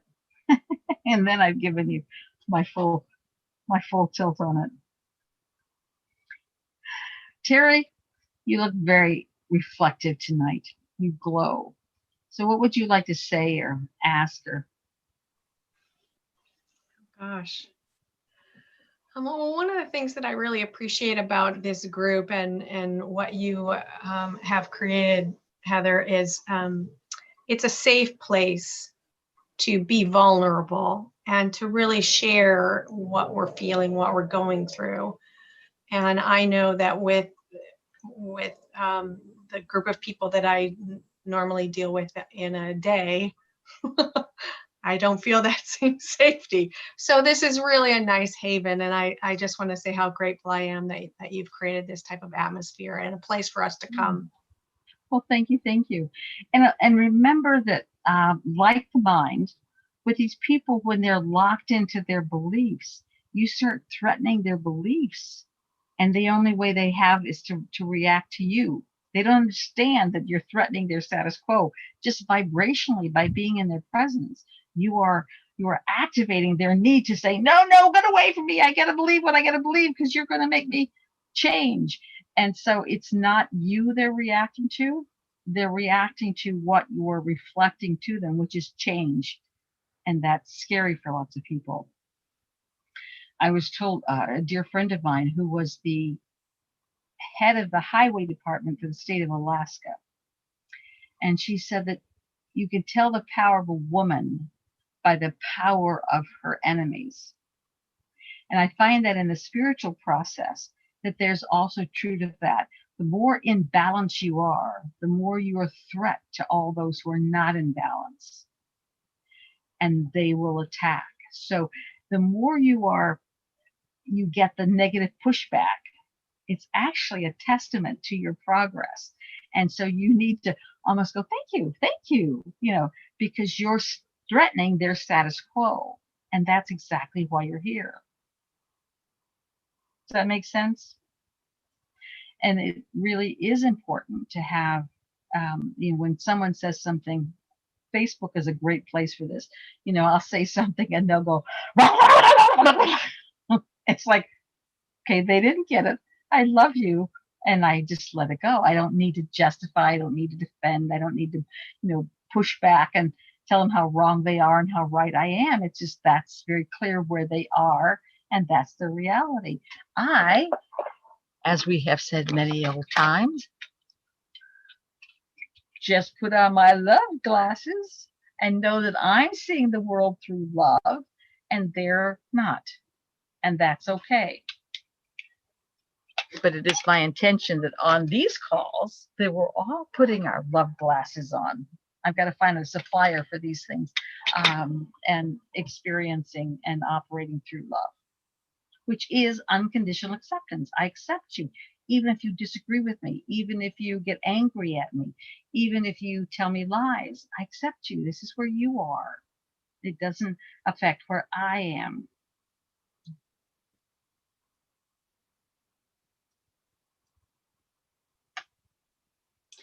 Such a powerful lesson is love. I definitely feel within the last year of just redefining what love really is. And I'm amazed in how trained in the past I've been around what love should look like. Instead, it's nothing like that. It shouldn't, you know what I mean? It's an unconditional. And I've been so conditional in. I have a book written about love. I should finish that up. Yeah. And it is pretty special. In fact, if you are on Instagram, I'm going to be going with Dr. Harmony on Wednesday morning, who is a twin flame expert and author in Twin Flames Journey. So I'm excited to have a little chit chat there. But love is a gift, and it's most importantly within yourself.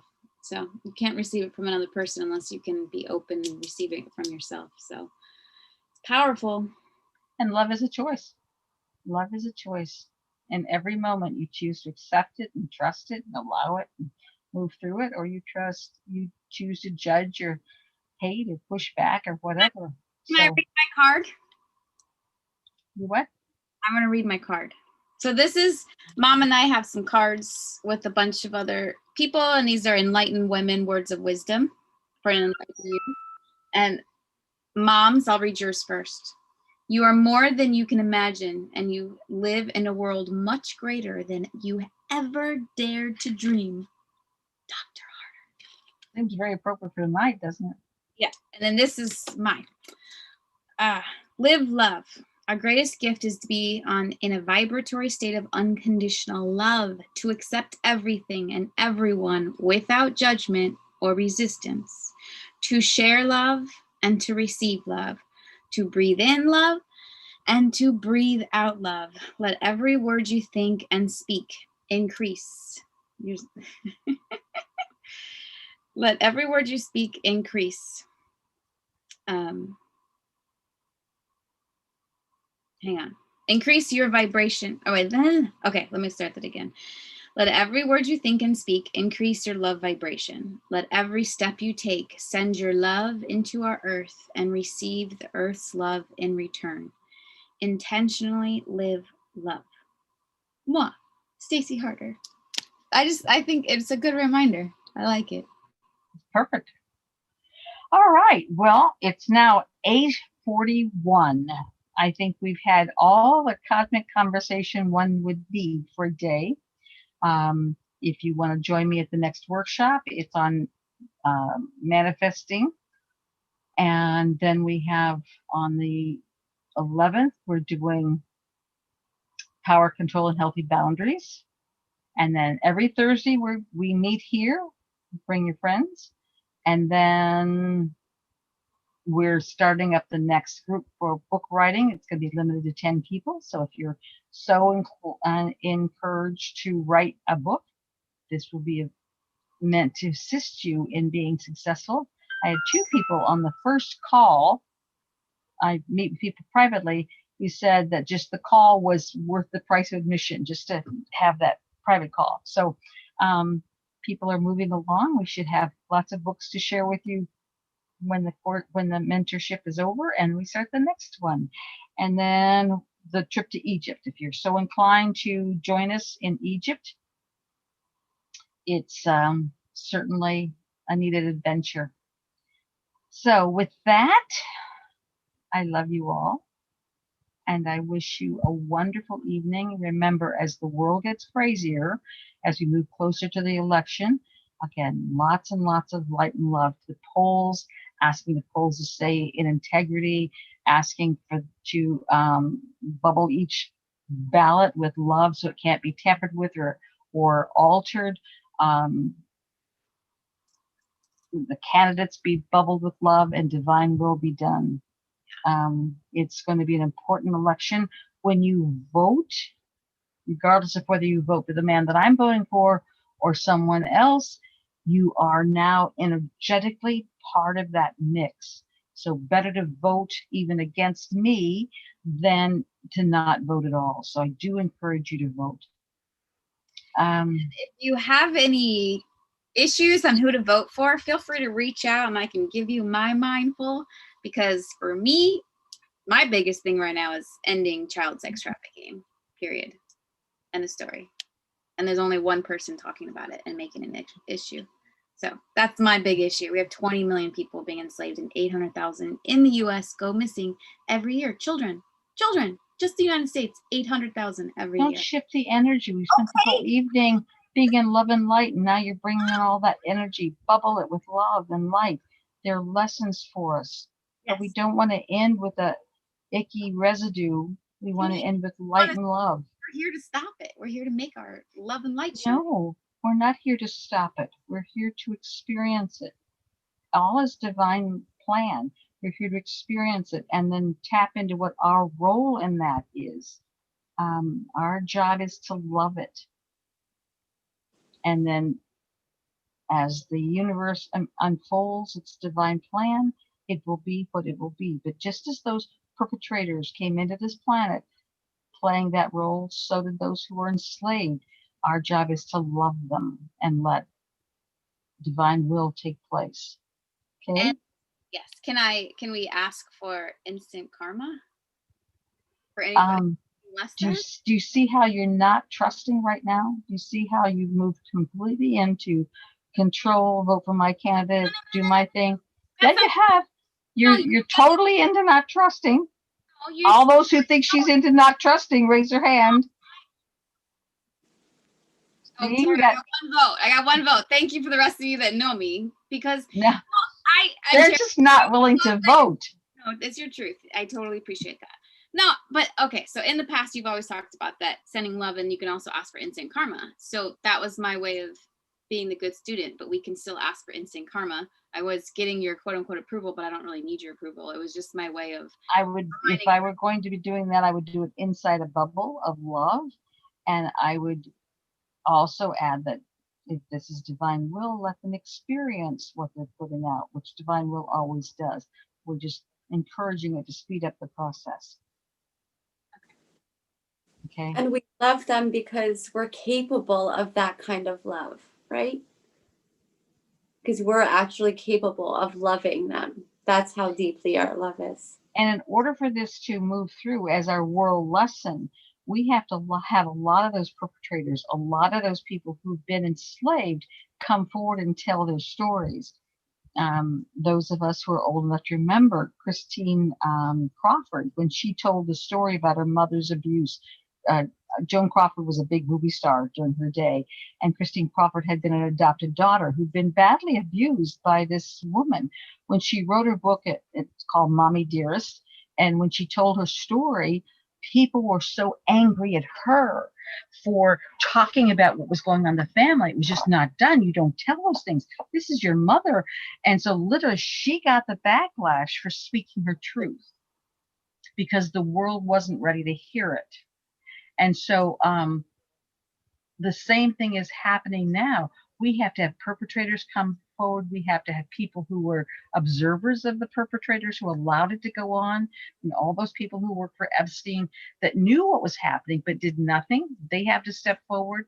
And the people who've been enslaved and have been violated will step forward. We have to be willing to love all the players in this in order to remove it from this country. Not just calling on instant karma, but we have to have the compassion and the love to say, it takes a brave person to step up and say, this is what I was doing, or this is what was happening. And yet that's the kind of environment that we have to create for them to share their stories. Stacy, you're smiling. What? I know that's not smiling for me. What are you smiling for? No, we're just getting a lot of the hearts, and I was just saying thank you so much. Appreciate it. Okay. But anyway, it's a big thing that's unfolding, and we have to be ready to hold the truth and with love. Okay. Yes. Thank I'm you. looking at Stacy. Well, no, I'm just going through. I'm got comments in a few places, so I'm just keeping it all. Okay. Yeah, I want to see them too. Well, and then on that too, you talked about it before, but just the divine plan, like it's all perfect. We've all agreed to play our parts, and we don't know exactly what will be, but that's our gift. We agreed to forget it all. So trusting is something that I am currently practicing and playing with. But you see how the strong emotion that comes up when you talk about it? When we talk about the impersonal life, it means not having to be in that strong emotion with it, but being in that impersonal state. This is going on. Well, I'm going to love it. So I get that. And on the same page as I have been sexually abused, I have been raped, I've been a victim of that world, and I want to end it. I don't think that it deserves to serve us anymore. So yes, I can understand that, but I have a very strong passion to bring peace and choice. And when you are totally healed from that experience, you'll be able to be more neutral. That is when you're off the karmic wheel. Right now, your passion is that emotion that says, I'm still dealing with this. Impersonal life is when you finish that karmic cycle. So maybe when I help end it, I will finish my karmic cycle. Well, we'll trust in the divine plan and your role in the divine plan. Totally. And I'll just trust my feelings that come along with it. Okay. I'm going to read an official closing because otherwise I don't think we'll close tonight. We'll just keep battling on. Let us close in the beauty of peace and understanding. Help us stay open to the gentle whispers of the universe and her teaching. Let love keep us warm, safe, and confident. Assist us to remember the gentle way, the compassionate path, the empowered highway of courage, and our commitment to our road of service. Remind us to stay open to the blessings and the joy of our sacred journey and all those in the non-physical who assist us in every way. Until next time, I remain your committed friend and send you loads of love, light, and laughter until we meet again. Yes, thank you so much for joining us. I love you. I appreciate you. And we are here next Thursday, 4 p.m. Pacific, 6 p.m. Central, 7 p.m. Eastern. And I love you. Bless you. Again, you can go to heatherharder.com or stacyharder.com and find us more. But we just really appreciate you. And thank you so much for joining us and being a part of this Cosmic Conversations. Yay! All right.